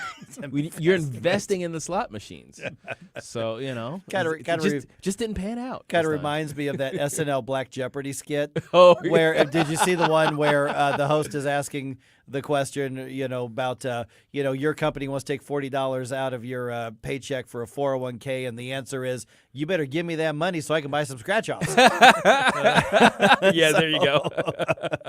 But oh, man. no, okay, that's another topic we got to get to. But no, I think if you lose money at the casino, I don't think you should be able to write that off of your income think so either. taxes. That's But weird. If you can, do it. Well, I guess it's only versus winnings. Right. So it's only versus so yeah, I guess I don't know. Yeah, and when you do win something, that is income. Yes. I guess. Yeah, over a certain amount, it's. You go to the bingo hall and you win a certain amount. That's winnings. You're supposed to at least report it. I guess right now they just deduct it right out like you'd get a paycheck. So, but that is an income that you get. It's not earned as far as a paycheck income. It's not investment income. It's one income. WON, one income. So I guess that kind of makes sense under the tax laws on it. Yeah. I guess if I'm a tax lawyer, I'm arguing that if my winnings are income, my attempts to gain the winning must be considered an expense towards income. Yeah. So tax lawyers, man. I love you guys. I was going to say, everybody hates a lawyer until the lawyer benefits them. Then everybody loves a lawyer. Exactly. Hey, I hate these tax loopholes. It's like, no. Hey, you guys, CPAs, show me how. Yeah. Show me all the loopholes that That's I right. qualify for. William Shakespeare, when he said, kill all the lawyers, kill them tonight. I mean, that was, people love to quote that. Even the Eagles wrote that into one of their songs. But it's like, everybody hates them until they benefit you somehow. Could you explain this clause in my contract? Right, please? precisely. I thought you wanted to kill me. 314-912-1019. I think the tax question is really interesting, especially, for instance, I live in Richmond Heights. So Richmond Heights wants to put the 3% tax increase on, and it's probably going to pass because I live amongst a bunch of, very liberal left-wing loony people. They just dress better than the left-wing loony people in Maplewood, which is more hippie liberal. I'm more limousine liberal where I live. So there's a 3% right there. They want to put on. St. Louis County wants to put on 3%. So they're 6%. The state wants to have its, standard 6% tax. So you got a 12% tax plus whatever the other income or the other sales taxes are as well. So this could be 13, 14%, 15% tax on this. Oh, man. Yeah, I mean, and caller mentioned like a box of 10 gummies, THC-infused gummies, $45, he said. I did not know they were that much. Yeah, I mean, well, there must be a lot to it to make them. And, yeah, so taxing, was it 12? You said 12, 16% on that $45? Now all of a sudden, like, for instance, because with Richmond Heights, it would be 6% for the state. assuming voters in St. Louis County say yes, 3% for the county, and assuming voters in Richmond Heights say yes, that's 3%. And you could look at Kirkwood or Manchester or any of the others. St. Charles County looking at their own. So you're just piling on there. And again, I'm not going to pay it because I don't buy this Yeah, I stuff. mean, I don't care. It's not my thing, but I'm not going to pay it. But at some point, do you risk, as you brought up, having people go, "Whoo, boy, that my party supplies, I can get them for $75 here, but man, if I go somewhere else, I can get the same thing for $40." Yeah, I mean, when you think about it, it's like if I'm going into business, I'm making this thing, I'm paying for infrastructure, I'm paying for payroll and all these other credit processing, and I got to do all the taxes stuff. The price is going to go through the roof. Otherwise, if I do it out of my van, you know what I mean? So I don't know. I think that black market's going to explode. So wait a minute here. Is the category party supplies? Is that what you put it under? I think I'm just saying I know people. Okay. Most of the people I know who are frequent visitors to Sauget or Fairview Heights are not necessarily talking about I need this for chronic pain. Balloons, chicken wings, weed. Yes. Same category. There are some. Most of them are not. Let's be honest about it. All right, it's 8:17 right now. Just ahead, let's bring you update on what's happening around the area, around the country. And then let's talk about this bizarre shooting thing in St. Louis City. Crazy situation. Then we'll start that conversation around 8:21 here on 101.9 94.1 News Talk STL. Rob Carter Show. AOC is supposed to be one of those progressives that is against war and for the environment. Yet she continues to sign bills that sends billions and billions of dollars over to Ukraine that nobody can follow where that money's going. All we know is that our interest rates are going up. Inflation is through the roof. They brought down the gas prices for the election, which they do every election season if you haven't been paying attention. The Rob Carter Show. Sundays at 5 on News Talk STL. Brought to you by Elite Printing and Packaging. The Vic Porcelli Show. October, today I wanted to talk, if you don't mind, about drug prices. You okay with that? Street drugs or pharmaceuticals? What are you talking about? I don't know. What do you got? What are you looking for? I don't wear trench coats. No, I'm kidding you. Hey, I heard you. I couldn't believe what they're charging now. They're going to charge $100 for marijuana growers if you want to cultivate marijuana, like privately, just for your own use. You're going to have to get a license from the state, and it's crazy. Vic Porcelli. Live and local, weekday mornings at 9. On News Talk STL. It's Proctor, spelled like doctor, for custom window fabrics and shutters. Upgrade or start from scratch. Either way, Michael is the St. Louis expert. Check him out at proctordrapery.com and then call Proctor, spelled like doctor, for shutters, shades, and draperies. Proctor Drapery, the best in town. No finer window fashion can be found. Call for an appointment at your home. Spell Proctor like doctor. Fox News commentary. 7-Eleven convenience stores are using a musical technique to deter loitering, homeless camping, and even theft. I'm Tommy Lahren. More next. If I could be you.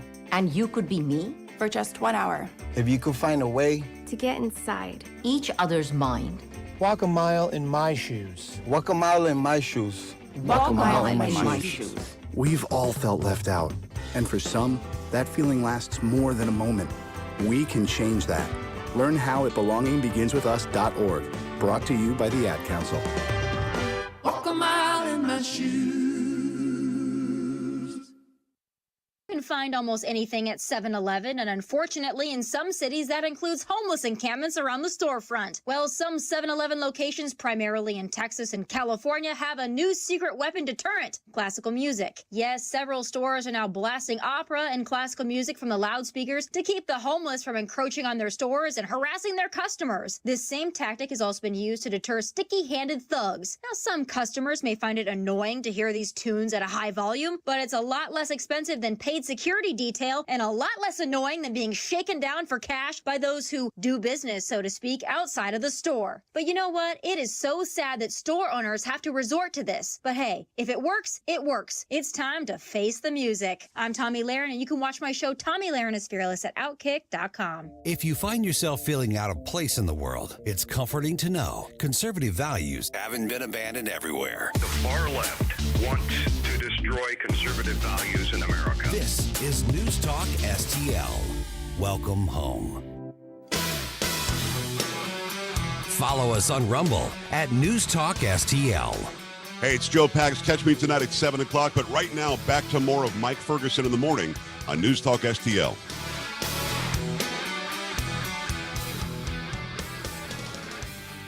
All right, we're going to get into this a little more depth at 8:35 or so. It's 8:21 right now. 2 felony charges filed against the woman who fired at least one shot when confronted by police in St. Louis on Friday morning, downtown St. Louis. Now, we're getting mixed reporting on exactly what happened, but here's a couple basics that we do know. Because originally we were told she just opened fire on police. Well, that may not be technically correct, although I guess shooting once is opening fire, but she says it was a warning shot, not at the police, but that makes no difference to me personally. 54-year-old Jada Davis was asked to move her van that she lives in when she was parked in front of some government buildings and offices, including the Social Security Administration. Federal officers say she threatened to shoot them. That's when they called St. Louis police. St. Louis police said, Jada, you got to move. And they say she threatened them. She threatened to shoot them as well. Mm-hmm. And when they tried to remove her from the vehicle, physically remove her, that's when the shot was fired. She says they smashed her window. She was defending her home. They were breaking into her home, and she gave them a warning. They should have just left her alone being parked in front of these government buildings. So she fired at least one shot. She says that she was in self-defense. Kimberly Gardner's office has finally filed a couple of charges against her. They're kind of weak, to be really honest. Armed criminal action and unlawful discharge of a firearm, which is what she should have filed right away to keep her in jail. Yeah, absolutely. I mean, you can file more charges later. Yeah. So if you were only going to lowball it to begin with, at the very least, you do that to keep her in custody. Yes. My goodness. Because you have somebody who's dangerous here. Obviously. I mean, this is an unbelievable failure, Gabe, of Kimberly Gardner's office once again. Yeah, absolutely. And here's the thing: this type of incompetence actually endangers people. You know, this type of thing, it emboldens criminals. Imagine being somebody who witnessed this, and you see this lady again the next day. It's like, okay, so shooting at cops isn't apparently that big a deal for this city. That's the only takeaway from this. So what are we supposed to do later when somebody else decides, no, I don't want to move, I don't want to get out of the middle of the street, I don't want to do this, I don't want to do that. Cops can't stop me, and if you try, I'm going to shoot at you. Yeah, and the message is sent clearly to St. Louis police as well, reinforced from Kimberly Gardner's office. Because she said she wanted more. She wanted more follow-up, and her statement was, I care about the police officers' lives too. She actually said that, which no, you don't. No, you don't. And she goes on to say, but these things take time. There's a process. There's video. You're in charge of the process. Yes, that's your job. Armed criminal action, unlawful discharge of a firearm, plenty of reasonable suspicion. You don't have to be a trained lawyer to say there was plenty to file that charge right there. Have your office do it so you could keep her in jail. I have no idea whether Jada Davis is in jail right now or not. Yeah, no idea. Yeah, she might be. I don't know. Well, and if she is, thank God the officers involved didn't get shot at again. Right, because if she's not and they got to find her, we now have a violent person. Yeah. And she was one of the news reports, published reports in the area, say that she's identifying as one of these sovereign citizen types. Yeah. Which is a whole other whack job type of mindset to start with. Question from a listener. If those original Homeland Security officers who confronted her at the start, if they were initially threatened, wouldn't that be a federal crime? Probably. So I'm wondering if the feds could get involved, do you think they should, and do you think they will? I don't think they will, because you've just got a verbal threat. And that's a lot of federal money to come in and deal with something like that when they would rather go after like public corruption type stuff. True. Makes sense. Yeah. So the short answer is yes, but no. Yeah. It's like, yes, it's a crime, but no, they probably won't pursue it. Because conceivably, in this situation, that's why they called the local authorities. They said, this is your jurisdiction. Yep. This is your problem. It's, not my circus, not my monkey kind of situation, right? So you take care of it. I'm sure you can, put whatever charges necessary and deal with it that way, right? Yeah. Yeah, because their job is to protect those buildings. Right. And protect the people in those buildings. Their job is not to enforce local laws throughout the streets of St. Louis. Yeah. All right. And speaking of folks in that building, there are some lofts that are around there Yeah. too, because it's I think it's around 16th and Delmar, right in there, and you're only a block or two from Washington, north of That's Washington. Right. That's right. Yeah. And you've got some businesses there and those lofts, so it's it's an area where I'm sure the police were very concerned about extraneous circumstances. I know this is going to make somebody really cringe and wish I wouldn't say this, but you're thinking about moving into downtown St. Louis to be part of some sort of renaissance there. Keep that in mind. You know, somebody can literally threaten to shoot people, and when they go to be arrested, they can fire their gun and then be out within 24 hours, 25, 26 hours. Oh, my gosh. And then go, okay, well, yeah, we'll go. That's what you're dealing with in St. Louis City. Just keep that in mind. All right. Do you have one more? I was curious Yep. as to why we haven't heard from the chief, too. You know, Estelle's been bringing that up too. It's Yeah. been a little while now. I'm glad he didn't jump on it immediately. You know, kind of let some things happen. So I wanted to hear from him. Now, somebody, another listener kind of brought up the idea that maybe he was involved in making sure that even these little charges got laid out. You know, Could kind be. of working behind the scenes, kind of like, yeah, you got to do something. I got to give my guy something, you know, about this, so that you can prove that you actually do care about us, kind of thing. Maybe this was behind the scene conversation, but I want to hear from him. Who knows? I really do. Or maybe he's still moving stuff from Delaware. He's I don't know. still working out of boxes, so he's like not really sure. This is a rough entry. This is a rough welcome to the job. It is. It really Yes. is. It's a bad situation for everybody. All right, more national stuff. The Biden administration promising transparency. Yeah, sure. Clear as mud. And that's, of course, as a special counsel probes classified documents discovered at his Delaware home. Fox News' Jared Halpern has more from the White House. The White House counsel's office says it is fully cooperating with a Justice Department investigation into documents recovered at a former office in the Wilmington home of President Biden. The very nature of being cooperative with an ongoing investigation means that we need to let that investigation play out and to try to be respectful of facts as they come to light through that investigation. White House counsel's office spokesman Ian Sam says that means balancing providing public information with protecting the integrity of the investigation. Republicans in Congress are pressing for more answers, including why it took from November until last week for any public disclosure of the investigation. At the White House, Jared Halpern, Fox News. Yeah, they're going to be transparent, and they can't believe that people are pestering them for more information while they're going to be transparent. Yeah, the transparency argument is just so thin coming out of the White House. Like, really? You think so? That's how they're going to play it. Yeah, I guess so. Well, the president said he takes those documents seriously. And Yeah. I still say you just take the documents. Right. Yeah, the seriously part you Comma. can. Yeah. Comma. Yeah. Oxford comma. I take those documents seriously. Yeah. Yep. All That's right. how he talks. We found out a little bit earlier today that the sheriffs in over 90 Illinois counties now say they will not enforce the state's new gun control law. This is setting up a major showdown in court. We talked with the executive director of the Illinois State Rifle Association earlier today. Go to News Talk STL's podcast or whatever your podcast platform of choice is. Just look up News Talk STL. You're going to be able to access that conversation that we had with Richard Pearson a little bit earlier. The measure being challenged in court by them and by many others. That law is unlikely to stand in court. Oh no, that's going down. We know it's going down. It's a matter of time. But that's the thing. Time is money. Right. And these guys need support. You know, they're spending $1 million+ on this lawsuit just for it to go the way we all know it's going to go. Well, here's the other part of the dangerous part of this law says that if you own a semi-automatic, you are to register that with the government, enroll in their database. If you don't do that among a certain amount of time, then you become a criminal. You become an outlaw. So while this law is in effect, and unless there's some sort of injunction against it quickly, people are running the risk of being made into criminals when they've done nothing wrong whatsoever under an unjust law. So that's why this has to be pushed back really hard. Once again, I really encourage you to grab that News Talk STL podcast, which will be posted probably in the next 2.5 hours, and send that to your friends or lawmakers or anybody who needs to hear it in Illinois. A lot of really good information in that. All right, before we get into the information break here, a woman believed to be the world's oldest person has passed away.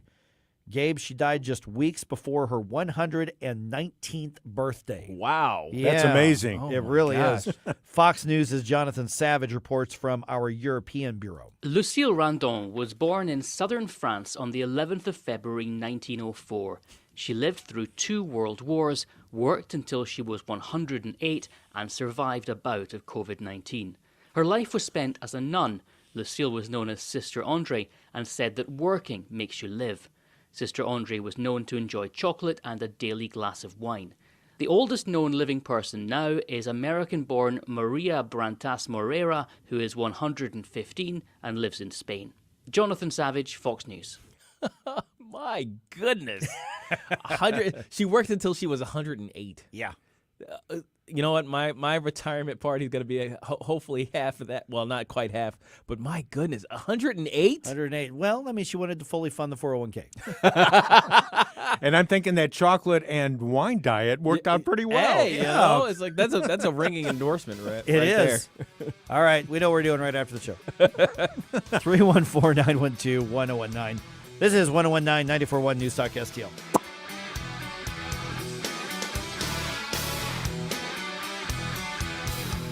Get up. It's Mike Ferguson in the morning. Another hungry look. This is News 4 Chief Meteorologist Steve Templeton, and we're proud to be the official winter weather source for News Talk STL.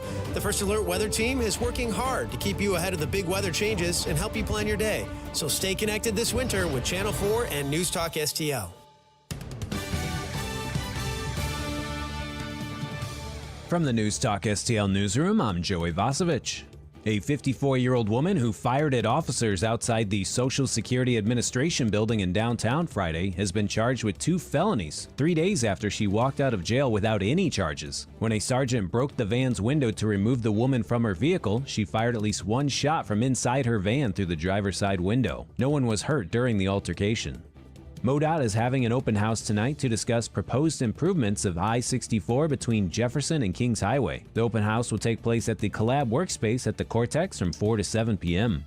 Residents from Monroe, Madison, and St. Clair counties who were affected by July's historic flooding in Illinois are invited to review new flood maps with FEMA experts at an upcoming open house. The open houses will give residents the opportunity to look at new flood insurance study reports to learn what areas were designated significant flood hazards and guide future development.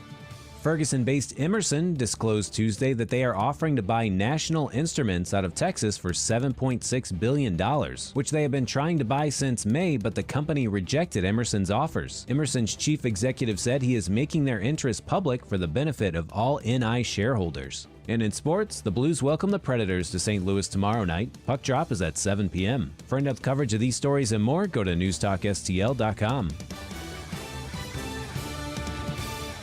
From the Michaels Flooring Outlet Weather Center. Light rain falling around the area this morning, making for some wet roads on the morning commute. Temperatures right around the 40-degree mark, so this is all rain, and most of it's light. But we could see some embedded thunderstorms by later this afternoon and this evening. Things will clear out. The high today, about 47 degrees, should be mainly dry overnight tonight with lows around 40 and a high tomorrow, 45 degrees. Breezy today and downright windy tomorrow. I'm KMOB First Alert Meteorologist Kent Earhart. Colombo here for Zero Res, a company that we have relied on to save our home many times. It doesn't matter if it's carpets, tile, rugs, upholstery, basically every surface in your home can be Zero Resified, and right now they are offering the Colombo Special to start 2023. If you get a cleaning in the month of January and mention the Colombo Special, you'll get 23% off all services. Call and book now, 314-474-2020 or online at ZeroResSTL.com. Spell it forward or backward, it spells the same, Zero Res. Hey, it's Vic. Everyone here at News Talk STL is incredibly grateful for the growth in our business during the first 18 months since we signed on the air. We appreciate the great local businesses like Southern Armory, Rhino Shield, Steph's Pizza, and the Walner team that have become one of our many advertising partners. If your business is interested in becoming part of the News Talk STL family, simply send an email to info@newstalkstl.com. We have a wide variety of affordable advertising options. And thanks for listening to News Talk STL. Welcome home. Do you live in West St. Louis County? Then you can get West News Magazine delivered free to your home just by asking for it. West News Magazine is the only print source for the political, school, business, and sports news happening in your hometown. Simply visit westnewsmagazine.com/subscribe or pick up a free copy at all area Deerbergs and Schnook stores. West News Magazine. Anybody who wants it gets it. Anybody who gets it wants it. Subscribe for free today. Simply visit westnewsmagazine.com/subscribe. Welcome home to St. Louis's new choice for conservative talk. The whole Putin fiasco is sickening. Helping people prepare but not giving them panic. 101.9 and 94.1. We are very proud of News Talk. News Talk STL. Hey, Bill O'Reilly here, and you can hear my no-spin commentary right here at 6:45 this evening. Now it's back to Mike Ferguson in the morning on 101.9 and 94.1. News Talk, STL. Some state legislators in a western state have a unique approach to pushing back against government trying to run fossil fuels out of the economy. I'll tell you about that here in a few minutes. I'm Mike Ferguson. I got Gabe Pfeiffer here. I got Stel Ponticus here. The number is 314-912-1019. Just real quick, a little bit earlier I mentioned this, but I want to just kind of put it back on the table in case somebody wanted to weigh in on this. In April, it is likely that the majority of people listening to us right now on the Missouri side are going to be asked to impose a tax on marijuana sales. Now that recreational marijuana is legal in Missouri, the state is going to be taxing it at 6%. And, there obviously are sales taxes around, every community that you're in. And several communities, because every city and every county now has the ability under Amendment 3 to impose a 3% tax of their own on top of the state tax, on top of the other sales taxes, up to 3% for 3%. And so St. Louis County is going to put that on the ballot. St. Charles County is going to vote on putting it on the ballot this coming Thursday. Several cities, in addition to those counties, are going to be putting on the ballot. So my question is, will you vote yes or no on that? 314-912-1019 for those who missed it a little bit earlier. Let's go around the room. Gabe, are you a yes or a no vote? I am absolutely a no vote. Primarily as a knee-jerk reaction against taxes to begin with, because the government doesn't need any more of our money. They waste what they get currently, and also because I think by raising the price of legal marijuana too high, that there's going to be a breaking point where the black market aspect comes right roaring back, and whatever issues they said would go away by legalizing it, I think would get multiplied by making it too expensive. And there were some reports of that happening in Illinois to some degree, although I don't know how huge that problem has been, but I know there were some reports of that.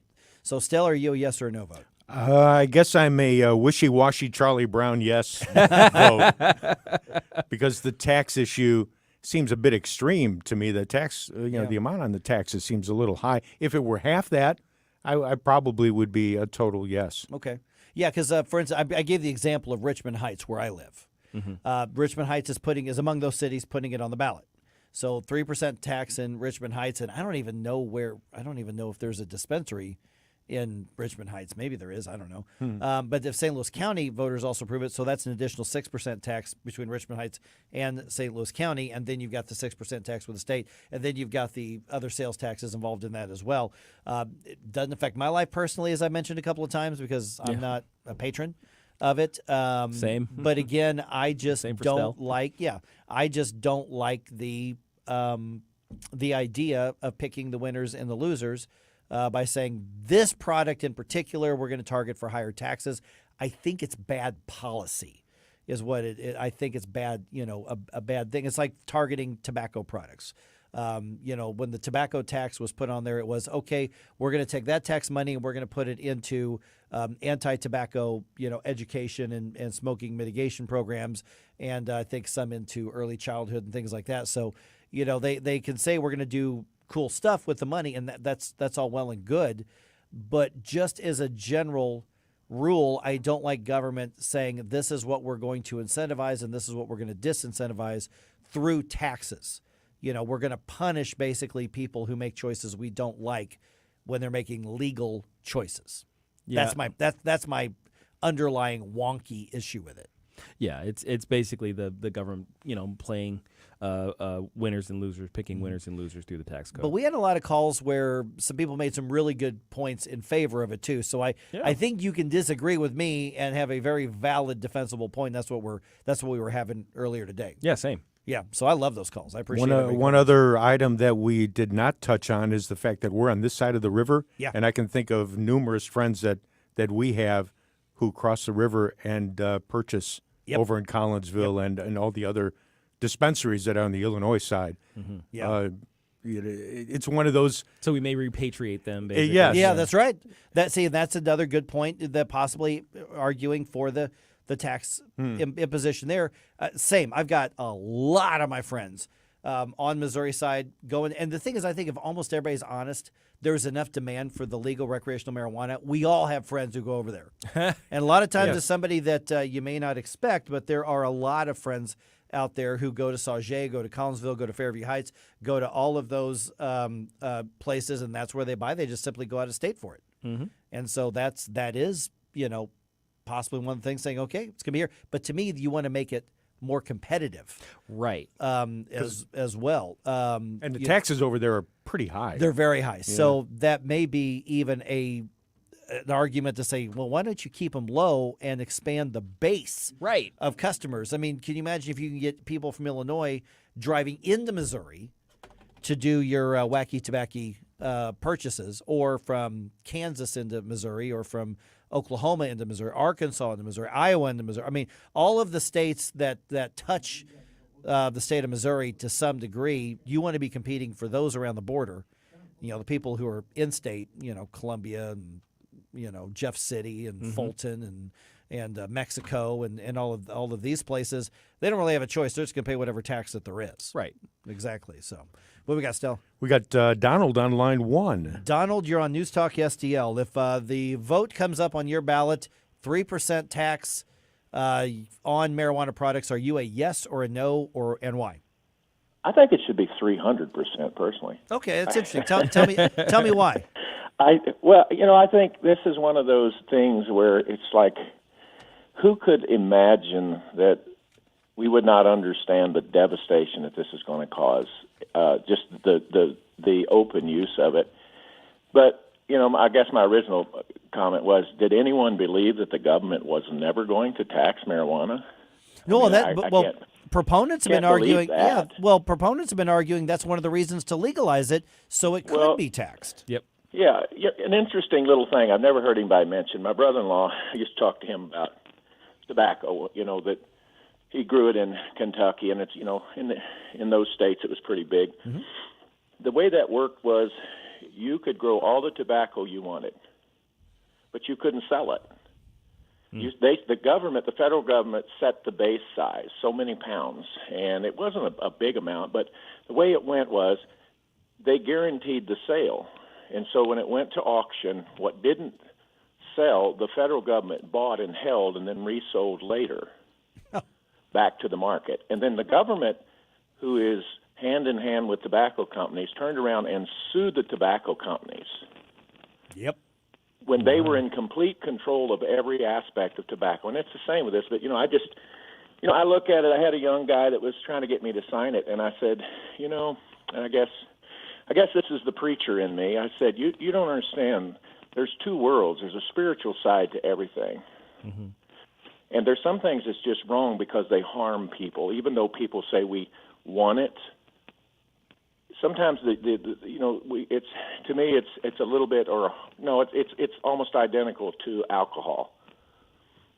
We tried to outlaw alcohol, but people made the point of, well, the cost of crime, law enforcement and crime and the black market is so much. But when the statistic I heard that when we re-legalized it, that the cost to society is 10 times.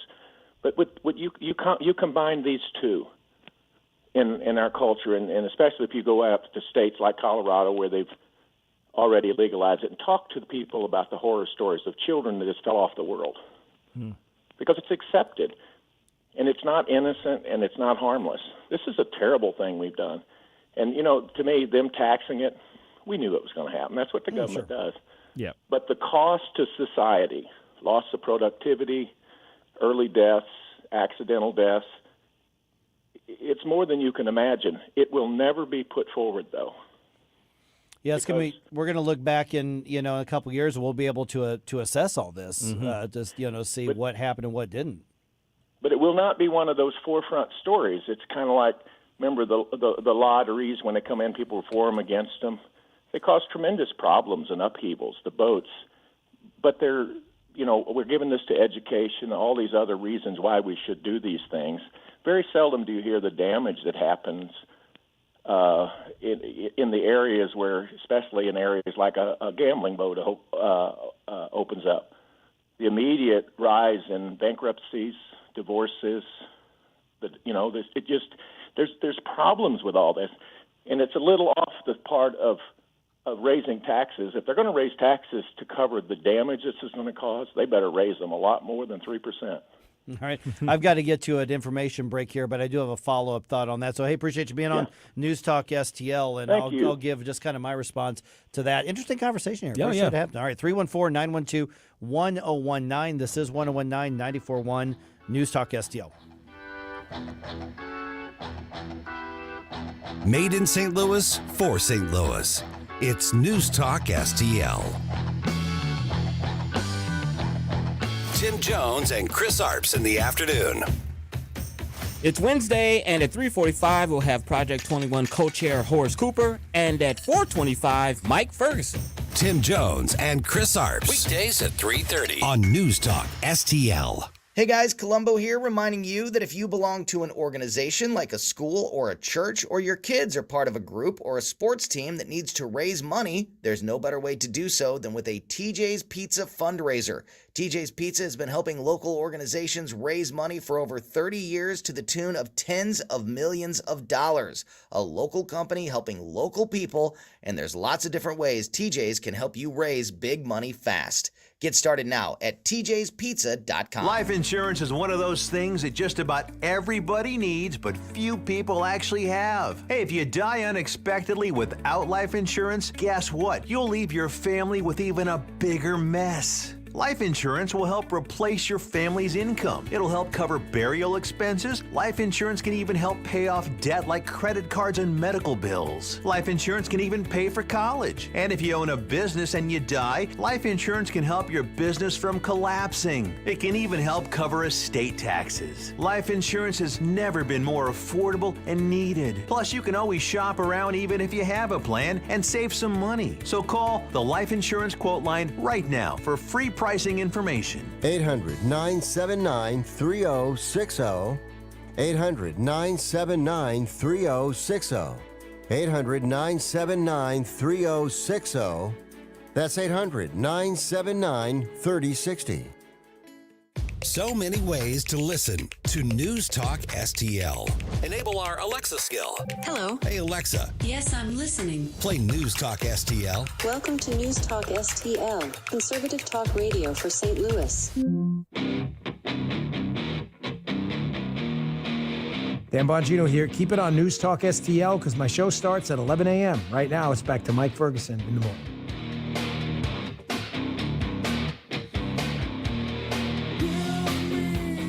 Okay, the point that was just made has to do with the social cost as a result of recreational marijuana being legal, because we started out by talking about the tax. Will you vote yes or no if and when your town or your county puts it on the ballot, says let's impose a 3% tax on the the recreational marijuana products on the Missouri side? Right. And the point was made that when Prohibition ended, that there were social costs involved with that because more people had access to alcohol. Well, before there was a lot of violence, and you talk about the gangster era with Al Capone and all these. Well, that was during Prohibition, right?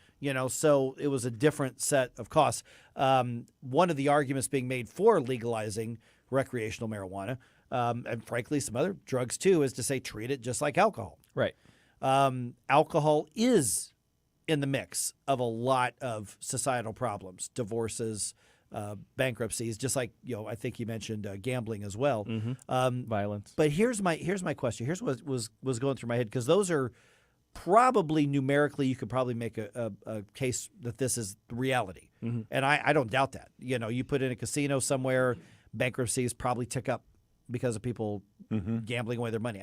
I suspect that's true. Yeah. When you legalize recreational marijuana, two things. One, are there people who don't consume marijuana at all that will suddenly start becoming marijuana users? I don't think so. I'm asking as a serious question. I'm not being snarky. I think so. You think there will so? be? You think so? Yeah. Well, it's you have to consider that the people are apt to experiment with stuff. It's like, I've never tried alcohol before. Let me try alcohol, and they didn't because it was illegal when they were 18. Like, But it was accessible. It was very accessible. Okay, so let's say this way. I was an 18-year-old who was offered alcohol, and I didn't do it because it was illegal. At 22, I think I had my first drink of alcohol because it was legal, and I was curious. There are people like me who have that same attitude towards marijuana. I don't know, man. Do you think you might be the exception to the rule? Or do you think you're the norm? Oh, I'm definitely an exception. I'm not saying this is a large part of the population. Yeah. I'm saying that it's not an insignificant one either, though.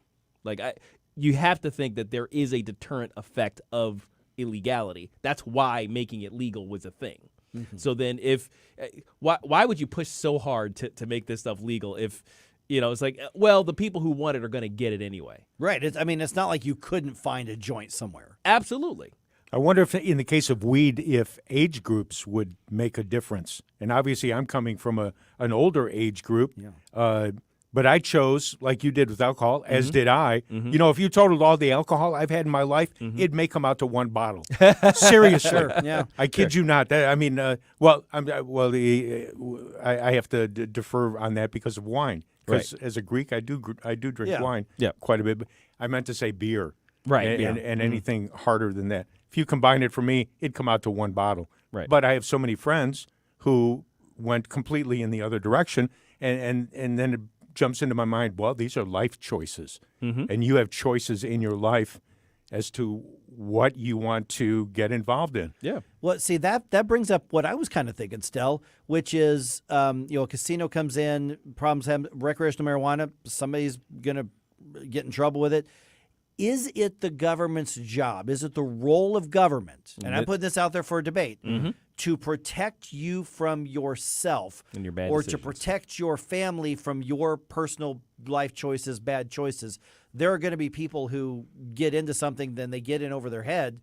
But is it the government's job to say nobody can legally do this because there will be some people who abuse it? Yes. That's the argument against whether it's tobacco, recreational marijuana. That was one of the original arguments against alcohol in prohibition. The people who push back against expanding casinos or lottery or slot machines or anything like that. That, to me, goes to a role of government question. I don't question that there are really bad consequences for people when these things expand. And maybe that's more the libertarian side of me, Yeah. which may be why That's you and where I I'm kind of coming- look yeah. at it that way. Right. Yeah, exactly. I will add a caveat too, though, that the type of person who is deterred from trying these things because of the legality of it, if and when they actually become partakers of it, they are the least likely for it to become a problem. They are the least likely to get to become alcoholics. They're the least likely to have marijuana become a major part of their lives. It's going to ruin them and things like that, or cause the externality issues that we're talking about. So yeah, in that regard, it's kind of a nothing burger. Now, here's the age group thing that you just referenced a second ago, Stel. Of my friends who are, who are customers of this, who enjoy marijuana products of any kind, I would say probably the majority of them, not the overwhelming, but the majority are older than me.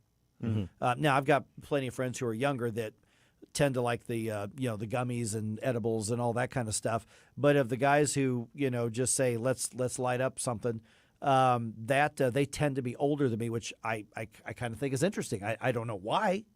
But the stigma of being a marijuana or cannabis or THC user, I think, is pretty much gone. Yes. At this point. Now, you may not talk about it in your church, but I guarantee you there are people who are partaking of legal marijuana in your churches.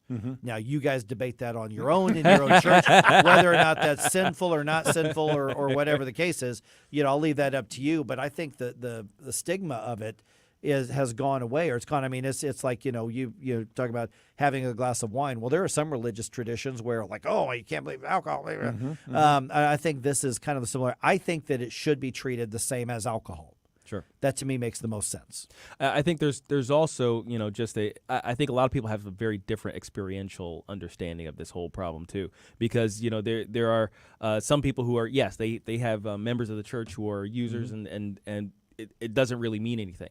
And then there are other churches who deal with it as a problem. Right. Like there are other churches who, the kids who come to youth group, they are coming from houses that are completely thrown upside down, and marijuana is a big part of that whole equation. So you can come at this from a the personal standpoint and look at it and just say, I can't see the good in this, and I think that's what I hear in the voices should it also of guys be like that. But does that mean at the same time that it should be illegal and not allowed? And that's a different conversation, right? To me. Exactly. Because I'm very much I can tell you what I believe is moral. I can tell you what I think is good based on statistics, understanding of things, and the spiritual, as our caller was talking about, the spiritual implications of some of these things. I can tell you that. You might want mushrooms for that. Yes. You're tripping.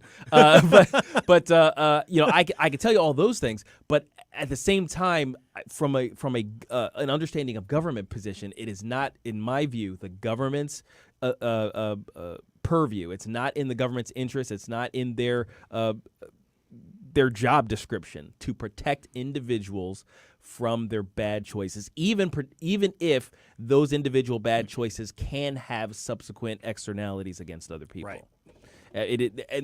Now there's a slope there. There's a slippery slope, because on the one hand, it's like, yes, you can't speed here because it endangers everybody else. There's a physical, but at the same time, it's like, I don't know. You know what I mean? It's like you can't drink alcohol at all. Right. Yeah. That ended up being really. I mean, we literally passed a constitutional amendment to say that was a bad idea. I mean, Jesus turned the water into wine. So I'm just saying. I grew up Baptist. I know. That was Welch's grape juice. I know. I know. It's in the King James Version. Talk radio made in St. Louis. Very excited for what you guys are doing for the St. Louis community. For St. Louis. Relevant local talk. Saying what we are thinking. This is News Talk STL. You guys are awesome. I love you. And it's a tremendous honor to be on the station. News, analysis, and opinion. Thanks for covering the local angle. Come on, people. This is America. We better open our eyes. Really local, really good. News Talk STL at 1019, 94.1, and newstalkstl.com. Stories of New Americans. Hi, this is Ron Clutho. Join me this weekend for Stories of New Americans, where you'll hear fascinating and inspirational personal stories of people from all over the globe who now call St. Louis home. We'll take a look at the U.S. through newcomers' eyes and get insight into world history and culture, and maybe just learn a little bit more about ourselves. Stories of New Americans with Ron Clutho. Saturday nights at 10 on News Talk STL. Do you own an annuity, either fixed rate, indexed, or variable? Are you paying high fees and getting low returns? If so, Annuity General would like you to have this free book to